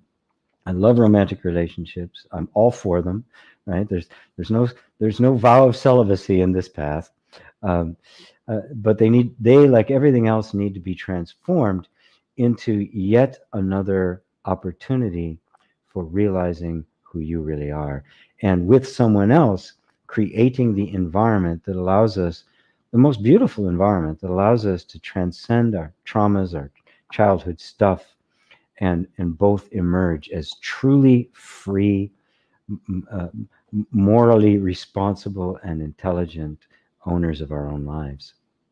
So very true, Daryl. Sarah, be sure to like, folk. Yep, I got a few more likes. Not many. Jeez, come on. A little something for the effort here, right? Mutant. Gee, wait a minute. Did I miss something? I thought I missed something somewhere. Did I? Was it mutant somewhere said something? Oh, too bad. I lost it. I'm struggling with sexual abstinence. It's a personal goal that I have set for spiritual reasons, and I don't find myself succeeding in this path very often. I don't care. I either take care of my needs myself or flirt with a girl that I know until it gets to the point where the lust is mutual, and I ghost them before doing anything sexual. I have read up on the benefits of semen retention and even experienced them myself when I've practiced for more than a year, but now I have faltered here multiple times during the quarantine social distancing period. The reason you're failing at it, my friend, is because it's not the practice for you, right? Some people come to say, yep, sexual abstinence is going to get you, is going to bring you spiritual benefits. Others say Tantra does, right? There's no rules. There's no hard and fast rules. Oh, this is going to bring me the benefit, and you're doing it for spiritual reasons. If you can't do it, don't do it. You can't force yourself or discipline yourself into enlightenment. It doesn't work. It's very natural. Something is calling you, right? What you're really craving is a deeper contact with yourself. And you got the idea that somehow if you do certain practices, you're going to get there. Um, my my judgment of a practice is very simple. Try it. Be sincere about it, right? Really devote yourself to it, right? And if it gets if it gets easier and more natural, and you very quickly begin to see the benefits of it, this is a practice that is made for you for now. There's no such thing as a permanent practice. There's no such thing as a practice that is one size fits all. There's no such thing as a practice that has to be universally practiced. Right? It's simply not. It's simply not true. So you've tried it. From what I can tell, you've been extremely sincere and devoted in it. It isn't working. It's more. It's creating more pain and suffering and struggle. It's not the practice for you. Simple as that. Drop it. Go have a date. Go get laid. Right? Go enjoy the body instead, and see if in the midst of that enjoyment you can enjoy it, you can remain present, compassionate, sensitive, open to really being with her desires and her needs, being a safe place for her to be, and emphasizing that relationship of being in the present moment with it, and not make it goal oriented, right? Get to the orgasm or conquer the chick or something, but instead be really present with the experience in its entirety, and see if that doesn't get you to the very place you've been trying to get to. That would be my recommendation for you, because it's clear to me that you're sincere, that you genuinely want the spiritual growth that it promised. And you can look around, you've probably seen other people have done it and they have gotten the spiritual growth. And so, well, this must work for me. Not necessarily. We're all different. There are a million different paths, and yours is uniquely yours. So if you're trying that hard and that sincerely and ain't working, it's not the path for you. You don't have to wait a year to find that out. In a very short period of time, it's clear that you can assess whether or not you are being sincere about it, whether you're really dedicating yourself to it, whether you're giving it your all. Knowing that you are and you're not getting the results, it means it's not the practice for you. Period. Right? Try something else. That's my recommendation, my friend. And thank you for that very honest question. It's beautiful.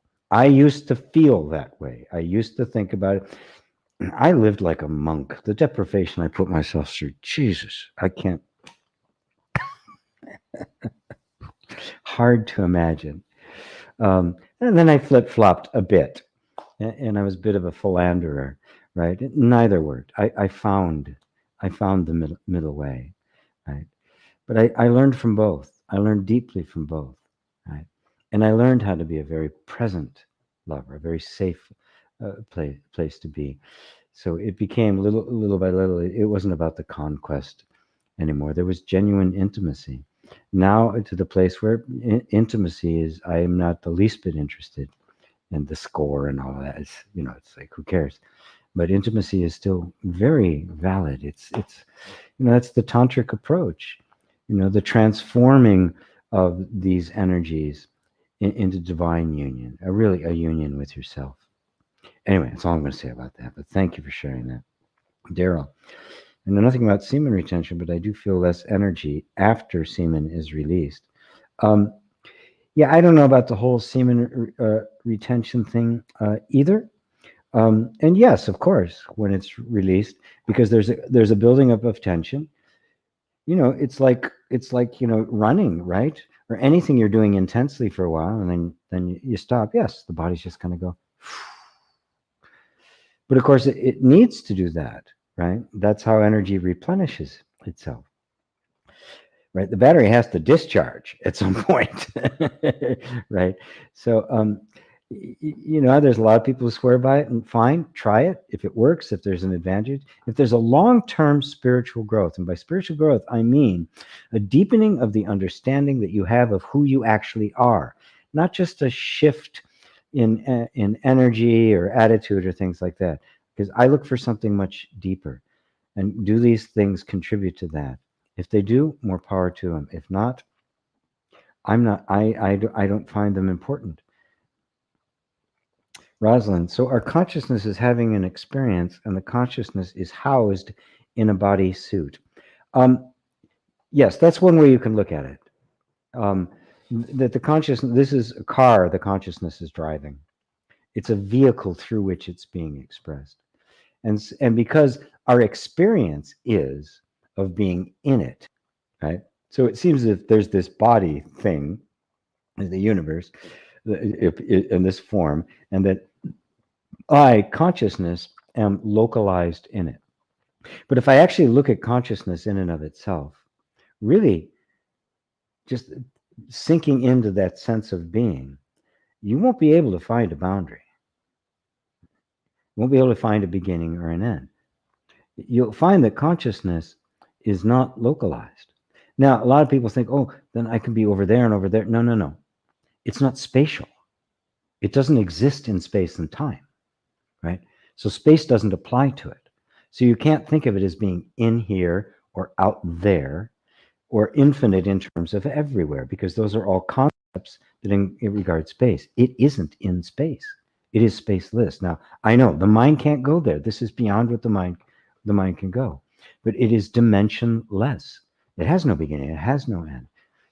That doesn't mean it extends infinitely in all directions. There are no directions. It is everywhere simultaneously. But what is our experience? You only have one experience, and that is of being here. The infinite, eternal here is all you know. That's it. And that here is dimensionless. So the reality is you are not in a body. It is in you. It is within this consciousness. But even that is not quite accurate, because that turns consciousness into like a container the body is in. You're having the experience of being in a body. And of course, you need to, otherwise, you wouldn't have experience. But think of it like a dream at night. In a dream, you have a very different body, and it feels as if you're actually in it, doesn't it? Looking from that, and yet the body doesn't actually exist. The entire thing is happening within consciousness.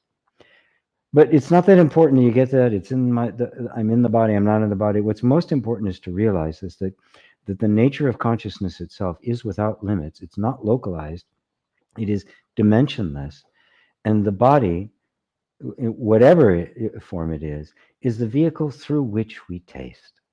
Without the body, the consciousness is just no self. It is just pure emptiness, no experience whatsoever. In order to experience at all, it manifests a form.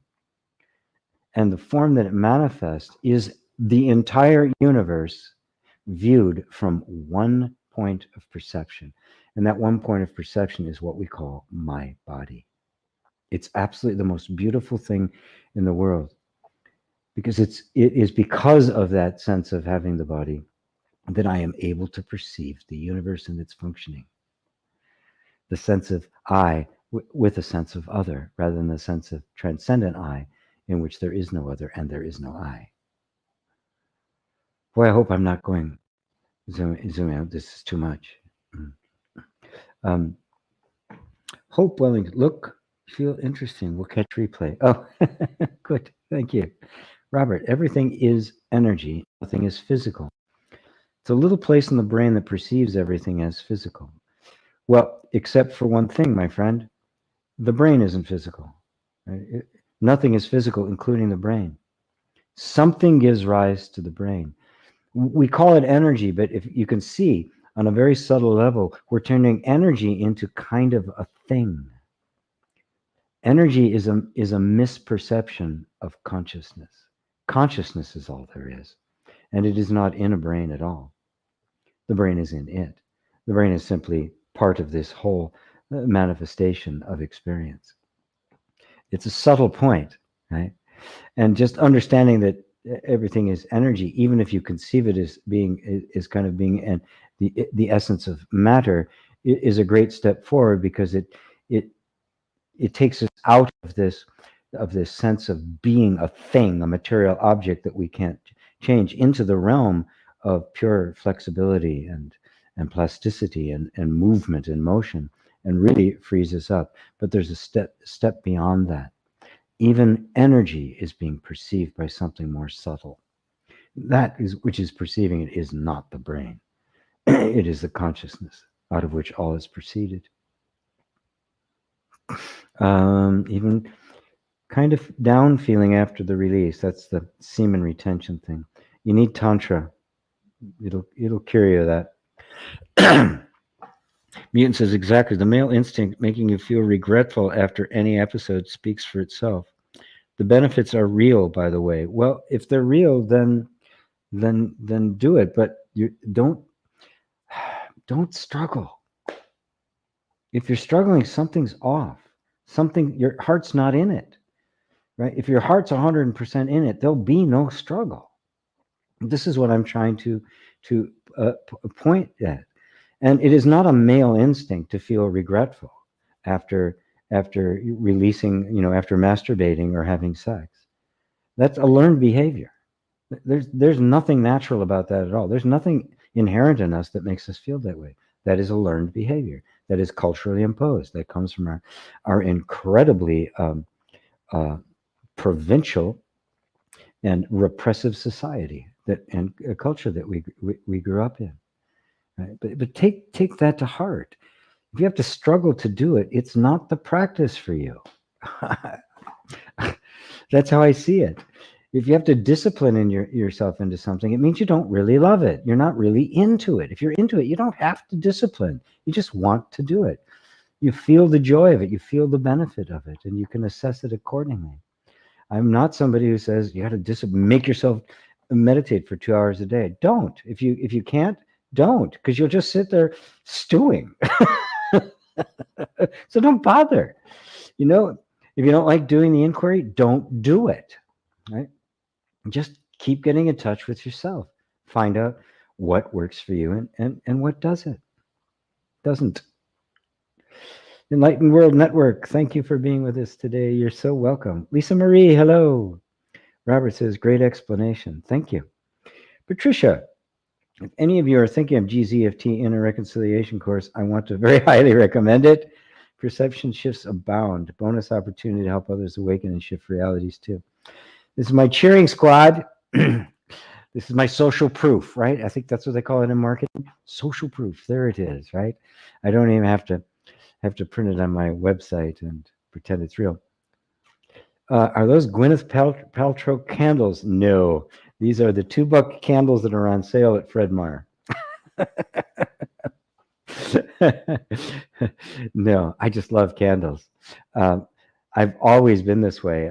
I don't turn on lights. I light candles. And in this place, it's normally dark, right? I don't have a lot of windows here. So I just use them all the time now. Unfortunately, there's a Fred Meyer, which is one of those super stores that has absolutely everything, right?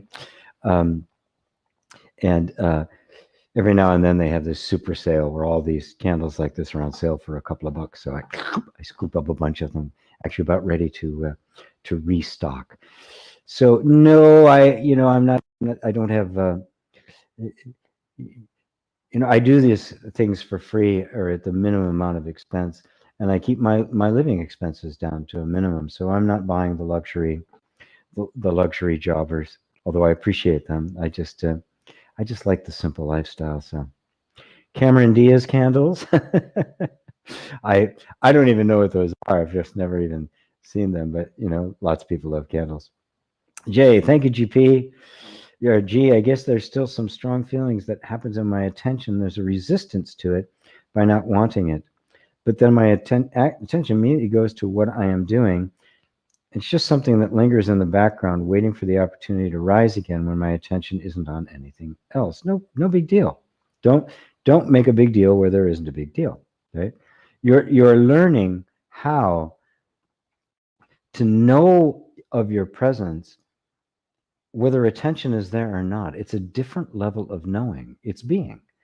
You are that. And the realization that you are that frees you from the need to always have your attention there to know it. Because you think your attention is gone, even if you get that, well, I'm still here, like I've forgotten, right? No. Muji put it beautifully. He said, I am. Before the idea that I could forget or the idea that I needed to remember was believed.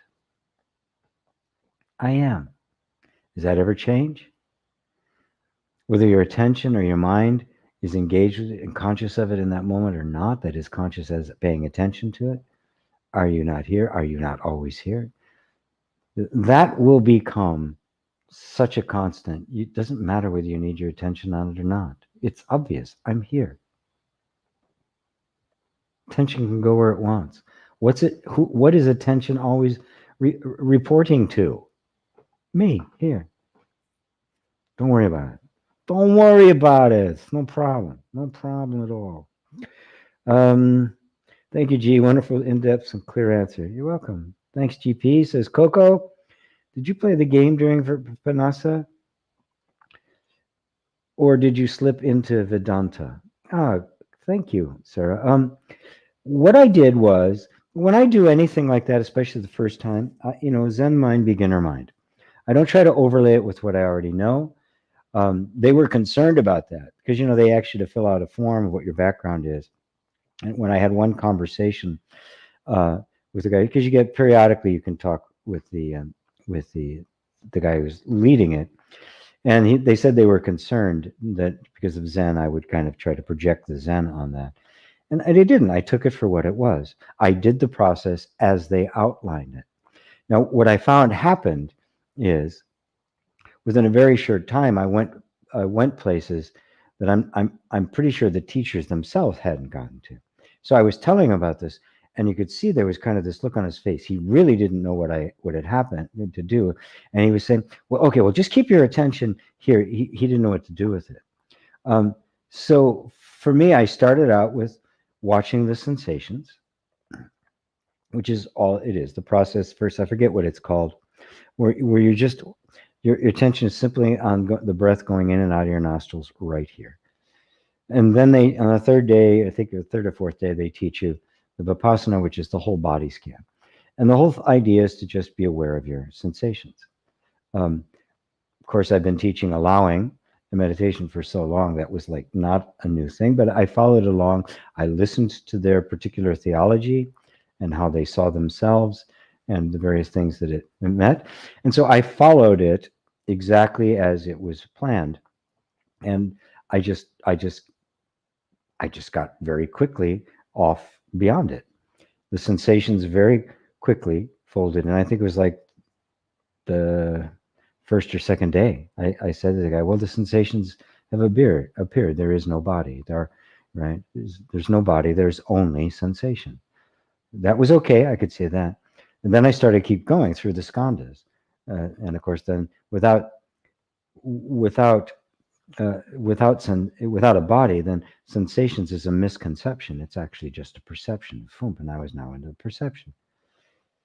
And then that folded into objects of mind and finally into consciousness. And the whole thing began to collapse into this beautiful emptiness. They weren't ready to hear that. So I didn't have any more conversations with the guy. But whenever I do anything like that, I do it the way they say to do it, right?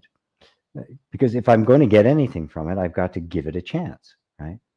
And if it works, great. And if it doesn't work, well, I've given it a chance. And I know that now it's honest, and this is not a practice for me. And I got an enormous amount out of it. It was very wonderful to be able to sit there for 10 days and just watch the sensations and watch what happened. And I'd find my mind would get distracted at times, but it was no big deal, right?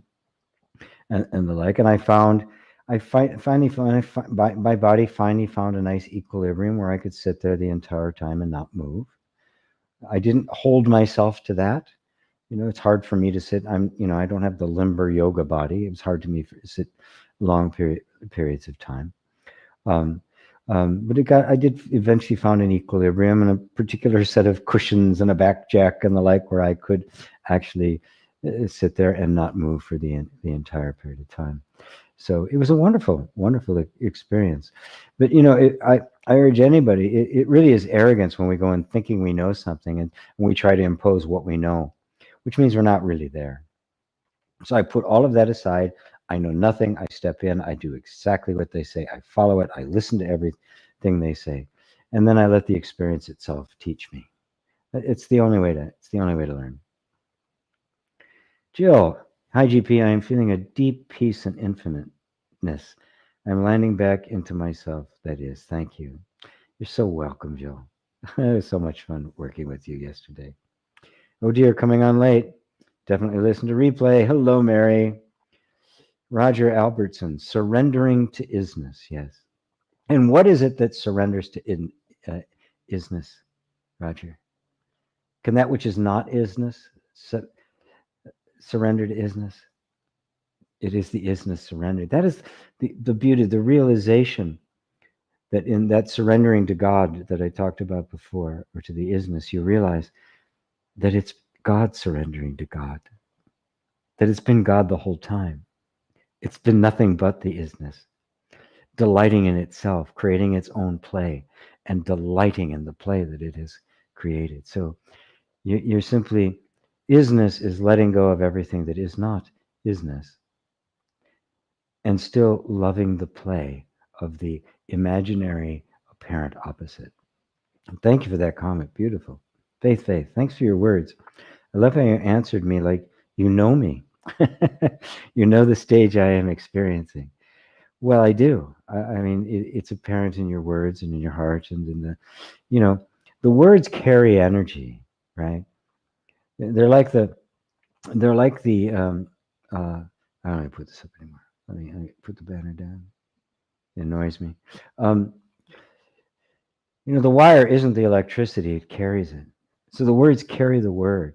So if you just listen, become sensitive, you'll hear the heart of the person talking, just resonating in the subtleties, the word choice. Of course, I can't hear you talking, so I can't pick up any of the nuances of inflection, but just the words that get chosen, the order they get put in, the way they flow, they carry the message. They show me you. They're a reflection of you. They show me you, right? So it's not like I know you in some psychic way, right, or some esoteric kind of thing, visiting on the astral plane.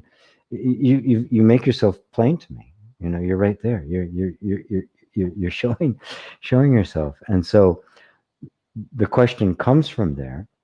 It's seen, and so the answer is to there. Right? I'm not making this stuff up, right? I'm not that good, right? I'm not that clever. I let you in, and then the source of all wisdom and intelligence comes back through these lips.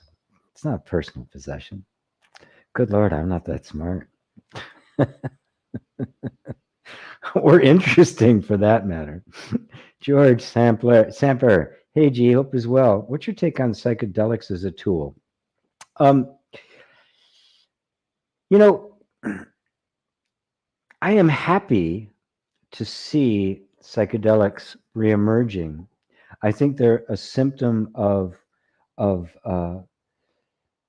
consciousness expanding. They have been a tool for thousands and thousands of years. If used properly, they become a way of seeing past one's conditioning. They can be interpreted as therapeutic. There's many studies now. It's not going to be long before psilocybin, MDMA, and some of these things are actively used as therapies. They were outlawed, and John Ehrlichman, who was I used to do LSD and mescaline and all those things when it was still legal. It didn't become illegal till 1970. And Nixon was president, and John Ehrlichman, who was his chief of staff, I think, or some capacity like that, publicly admitted, because they all went to jail because of Watergate. They publicly admitted that it was a lie. They made it up, getting it on a Schedule 1, which means it's highly addictive, which it isn't. It serves no therapeutic purpose, which it does. And there's one other qualification that puts it on. So they put it in the class with heroin. But they did that on purpose to break up the war movement, anti-war movement, because they wanted war. And they knew that these psychedelic drugs and the effects that it was having were influencing the war movement, which did put a stop to the Vietnam War. Well, they said, well, that's going to be the end of that, because war is what we do. This is our business. The United States is the most warlike nation that's ever existed in the history of the world. As a matter of fact, I think out of our entire history, there's only been like 10, 15 years where we have not been at war. I mean, it's unparalleled. It's big business. It is the economy. Our economy is a war economy, and so that was what it was about. It was all a big lie. The beneficial effects of it were completely a lie, and it's now those walls are beginning to come down again.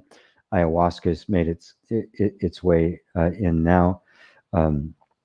Psilocybin is recognized as a highly useful and powerful therapeutic tool. So I don't have any real problem with it. Once again, it is something that is a tool along the way. For some people, it is a valuable thing to make use of. Always in the right environment, setting, right? The right environment with the right leadership, the right support, the right people around you to make sure you're taken care of, and the like, and also kind of guide through the process and integrate afterwards. A lot of what I see going on is very irresponsible. It's very childish. They're not really shamans or well-trained people. They've done a bunch of mushroom trips, and so they think they can now do it because it's easier to get. It's they're not doing busts on it and the like. The dogs in the airport, they're not smelling for mushrooms or ayahuasca or peyote or anything like that. So it's kind of becoming a regular thing, and it's becoming trendy now. So everybody's doing it. Everybody's making their ayahuasca journeys and that sort of thing. So in one hand, it can become just yet another form of entertainment and distraction, which I have seen that for many. I've seen it yet just another opportunity to kind of, make a better version of the same egoic separate self. I have seen some where it's actually done very well and put to good use. I obviously know people. I have some shaman friends, and people who are facilitators that are trustworthy and do get it. So there's that whole of it. But again, it's like I said before, things are a convention, they're a concession to the human mind for a time, and none of it is forever. I have never known anyone to get enlightened from it. I've known people who have gone past the ego and then come back. I've seen them have experiences that resemble near-death experiences, where they've broken through some bonds, through some boundaries that have had a profound effect on their life. I've never seen anybody awaken from it. It's not capable of doing that. Nothing is, right? Only you can make that final step where you disappear, right? So as a tool, like anything else, I don't poo-poo it. I don't say no, that you shouldn't do that. I never say no to anything. What I say is, if this path is drawing you, you don't need any others. Right? This is the, I say this in all humility, this is the ultimate path. This path of self-inquiry and the opening of the heart is the last stage. If you're here, you don't need anything else. I say that with all honesty, but you have to become convinced of that yourself. And so you may, if you're drawn to something, try it, see if it works, but always remember that it's easy to get stuck in the practice. right? And the practice, every practice is only temporary. Every teaching is only conventional. It is only for this moment. It is not forever. And eventually everything has to be dropped for the next level, and eventually all levels are dropped. So that's my comment about it.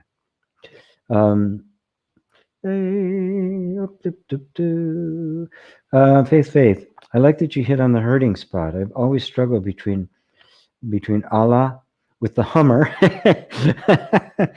and the God I was longing for since ever. Yes, I love that God, but I don't know if He loves me. That's how my mind tricks me. Yeah, and that's still a sense of a personal God that can like or dislike, which is a projection of the egoic mind. God is love itself. What else can it do? Right? Ask love about hate, and what's it going to say? Huh? What's that? The sun goes looking for darkness. It can't find it. A closet in there? Oh, no, not in there. I know it's under the rock. Oh, no, not in there. Where could it? In this cave? Nope, no darkness in here. Love can go looking for hate and it won't find it. And when you truly surrender yourself, you find that you are love. Right? And so the love you feel for God is actually God's love for herself. It is love's love of love. It is awareness aware of itself. Beautiful. Thank you, Faith. Positive Petty. Hi from Ireland. Do you always listen to your intuition? Not always. And boy, do I do I quickly get the consequences. Yeah, sometimes you get stuck in your head and you go, oh, is this right? The right thing? Should I really be doing this? Sometimes you just don't know. Sometimes the intuition is obscured. Sometimes I really should, and you do something else. You get the picture pretty quick. Whoops, boy, did I make a mistake. Whoop, back up, head off in the other direction. So it's not because some great spiritual thing. It's just because I know when I don't, boy, do I get my ass kicked. So when it comes out, yeah, follow it, right? But you got to learn to trust in it, right? And that means you're going to deny it sometimes. But then when you die and you see the consequence, you go, oh, maybe I should have tried it. And you try it like everything. This is an exploration of ourselves. It's a discovery of ourselves. These aren't rules. Follow your intuition or else. Okay, right? I mean, there's no heart in that. It becomes discipline. It becomes rules. I don't like rules. I've never been much. I have never been good at following rules. Just ask the teachers I had in grade school, junior high, and high school. Oh my God, I was horrible.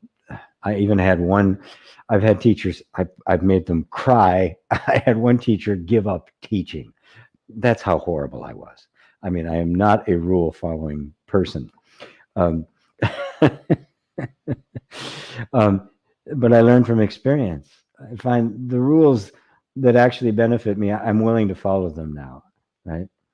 The guidance that I get, I follow it. And if somebody has really earned my trust, I listen to them, right? And something that has earned my trust is my intuition, right? I'm listening to it right now. Otherwise, I wouldn't be able to answer your question. If I wasn't listening to intuition, I'd be answering from some knowledge I have, or I'd be quoting some teacher, or I'd be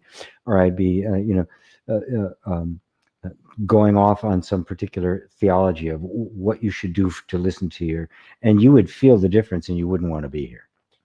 It would be stale. It would be sterile. It'd be very uninteresting. Right? So in intuition, I've just learned to trust it. Writing music, when I was writing software for companies, I would just trust it. And you develop the trust and faith in it over time when you find out that it always works. It always knows what it's doing. That the intuition is actually your connection to infinite intelligence, which is manifesting it in what is absolutely the perfect thing for this moment, even if it seems weird to our normal perception. So thank you, Positive Patty. Oh, wow. It's been 2 hours already. I'm not going to get through everything today, I don't think. Lisa, yes, be present with the experience. Yes. And then you find that you are presence itself, right?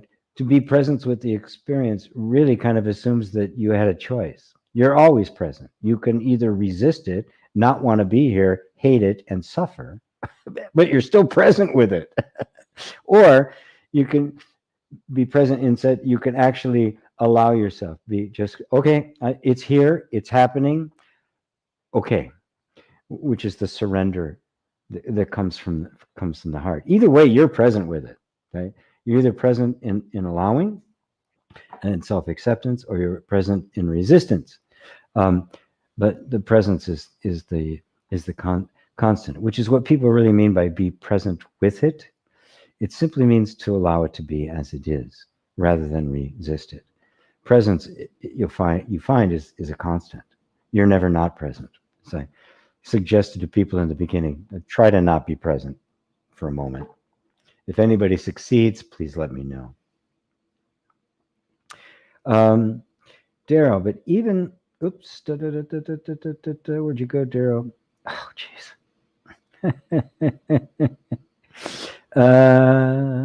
But even experience is illusory, right?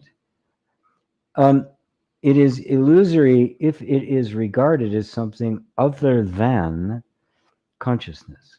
When we think that there's an experience, something happening out there, objective, external to me, that has its own life and self, and then there's me, the experiencer, and this relationship of experiencing, that is the illusion, right? Now, when that illusion breaks down, does that mean the experiencing stops? Do enlightened people not get a runny nose or have rainy days?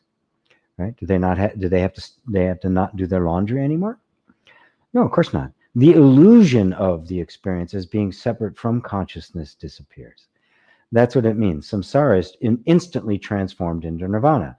That's the only difference. Samsara is the false notion, the belief that what I'm experiencing exists separate from consciousness.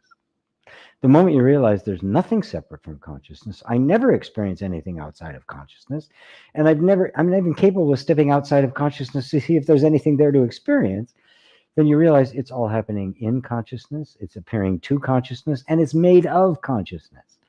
Then the illusory separation dissolves, falls apart, and the experiencer, and experiencing are one. It is a unity, three aspects of the same essential, transcendent, indescribable, irreducible, and indivisible being. So the illusion is that it is something other, and there is no other. The experience stays, the otherness disappears. Nirvana becomes, samsara becomes nirvana. Earth becomes heaven.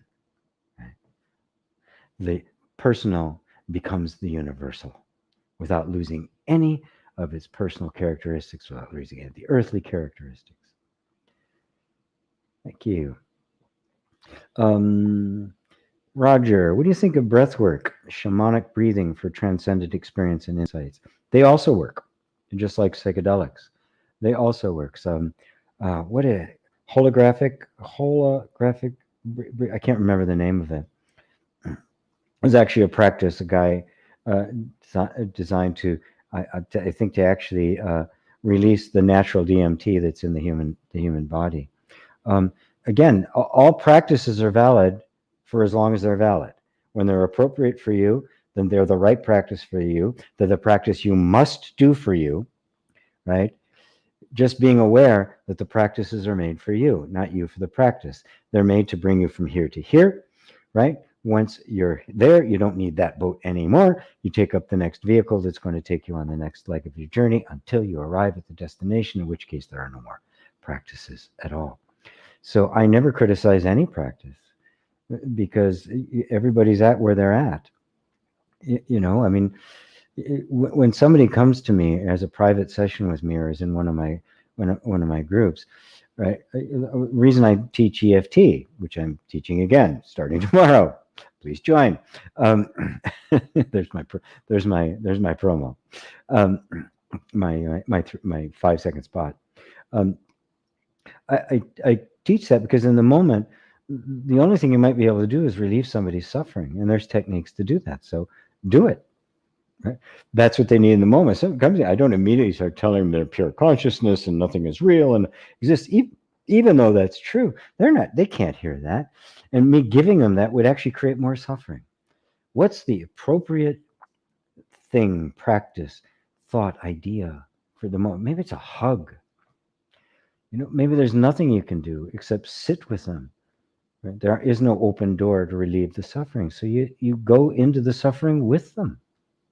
Just be there present, right? Letting their suffering move through you, right? Helping with that energy cycle. What else? What else can you do? Right? So this is the art. This is the art of teaching. The skillful means is the upasad, I think it's called in Buddhism. Can't remember the name now. But these are the terms for just the right tool at the right time for the right condition. So all of these practices are valid and significant. All I say is the whole point is do not get stuck anywhere. Don't take a position. Right? Use what's available, flow with what's available. When it no longer serves you, it's time to let it go.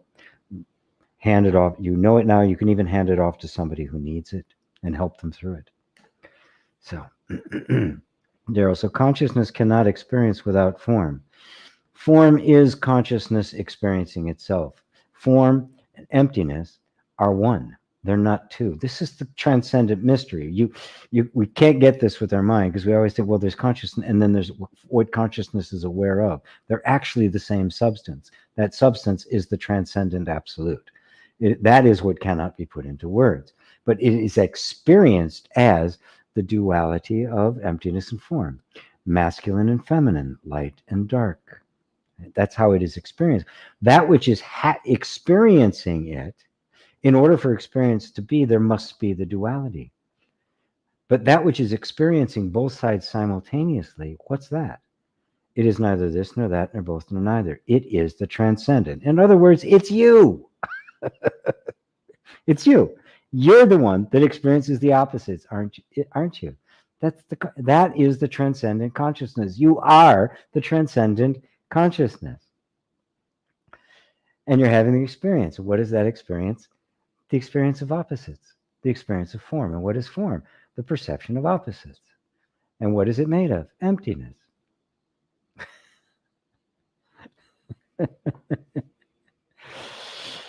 Pioneer Polly, I love you. I've been listening to you for a long time. Very helpful. Thank you, Pioneer. Himang, hello, sir. It is getting late. Seven retention is how I was introduced to cold showers, meditation, chakras, third eye stuff, law of attraction, your channel, ultimately enlightenment, not exactly advocating for it, but I practiced it for 3+ years, got a better body and grew taller too. It's definitely for a certain demographic only. Yeah.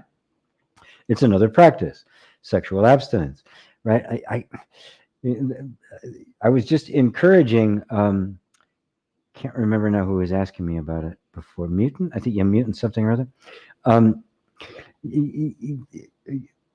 If you get into it and you can do it, and it doesn't take a lot of discipline, you have to force yourself, then it's right for you. If you have to force yourself, something's off. There's a energetic mismatch somewhere. Find something else. Come back to it later if you really have an attraction to it. So Himang did it for 3 years. Wonderful, and got the benefits from it. But you don't anymore, right? That's the fact with every technique, every process. Sophie, hello, Sophie. Dear GP, been struggling with letting go of beliefs around injustice in my own wanting, been getting stronger as if needed to burn out. I know a simple peaceful way of life is to be home. Strong feeling of can't get what I want, which is the root of this anger. Working with questioning, is it true? I can't get what I want as the open state needs nothing but reconciling with this. Any help, please? Yes. Complete. You're trying to get rid of it, right? somebody, I think just the other day, maybe it was in 10 days of tapping, can't get what I want. I can't get what I want. I can never get what I want. God damn it, I can't get what I want. So we just tap, completely voicing this, right? Don't fight it, own it. There's a part of you that really believes it, right? You can see it up here cognitively as it's a belief, but energetically in your body, it's not a belief, it's the truth. I can't get what I want. Fact. Full stop. End of story. So you can't be trying to overcome it or change it or mix it. Just be with it. That's what I use tapping for. Another plug for my program that is starting tomorrow, right? I'll put the banner up again because I still have plenty of room. There's another GP is getting good at commercial. Lisa, you'll be proud of me. Lisa's my producer. Uh, and actually kind of a business partner that's really helping me do all the stuff that I'm totally incompetent doing, like reminding people to do it. Anyway, so do the 10 days of tapping, which is gpwalsh.com/get 10 days. That covers that. There's I wants in there. The way I do use EFT is to help bring you out of a denial, out of suppression and repression, and into just completely accepting these feelings. We all get a point in our life where we say, what the hell's not, it's not working. Nothing works. I can't get what I want. So own it. I can't get what I want. I really can't get what I want. God damn it. This isn't fair. My life sucks. This is terrible. Now, if you're a positive psychology, law of attraction kind of focus, oh, terrible, no, don't do that. Transform that thought. No, don't think that thought. Don't think that thought. Of course, the more you try to not think of it, what are you thinking about? It doesn't work. It's a waste of time. So just bring it out in the open, right? It's our suppression of it that gives it power. But suddenly when it's in the power, there's this relief that comes over. It's like, right, that's right. I can't, okay, fine. I can't get what I want. I love myself anyway. And you actually find yourself loving the fact you can't, not the fact, but loving yourself, even in the midst of I can't get what I want. It stops feeling like it's some kind of permanent condition in your life and starts being this, you realize it's just kind of a temporary thing. And in this moment, things aren't working. Okay, things aren't working. So what? All right, fuck it. I also have a video about that. You can look it up. And that's another approach to EFT I've used. So I am running out of time, so I'm going to have to not give this as much attention I would like to, Sophie, but check out those 10 days of tapping. Get into the group, GP Walsh Spiritual Teacher on Facebook. A lot of this stuff is being routed. Check out the event. Apply. Have a conversation with me about the in-depth training that's coming up. Ava says, thank you, G. Profound Satsang, what you're doing all the time. So precious. George says, thanks. Linda, hello, Linda Sanderson. Hi to you. I love you. I love you too, Faith. Thank you for everything, by the way. You're so welcome, Himonk. Benny, thanks for your love and time. Daryl, thanks. Wow, GP, you're simply amazing. Thank you, Daryl. But it's the truth of the intelligence. I have just been humbled enough by life and circumstances to allow it to come through, and just felt enough of the joy that I let it. The intelligence that comes through is also you. And it's that same intelligence in you that recognizes it. That's why it's so precious. That's why it's always fresh. That's why it's always interesting. That's why it's so alive. It doesn't belong to anybody. Wow. Thank you, Daryl. Deep thanks for profound communion with the truth. You're welcome, David and Elaine. Good night, says Sarah. Christine loves. Oh, good. Look at it. I got through the whole thing. Robert says, just want to say hi. Much love. Thank you. All right, everyone. I'm going to turn this off so it's not at the end of the tape. Tape. Shows my age. Thank you all for being here. I just love you so much. This is one of the high points of my week. Thank you all. Namaste.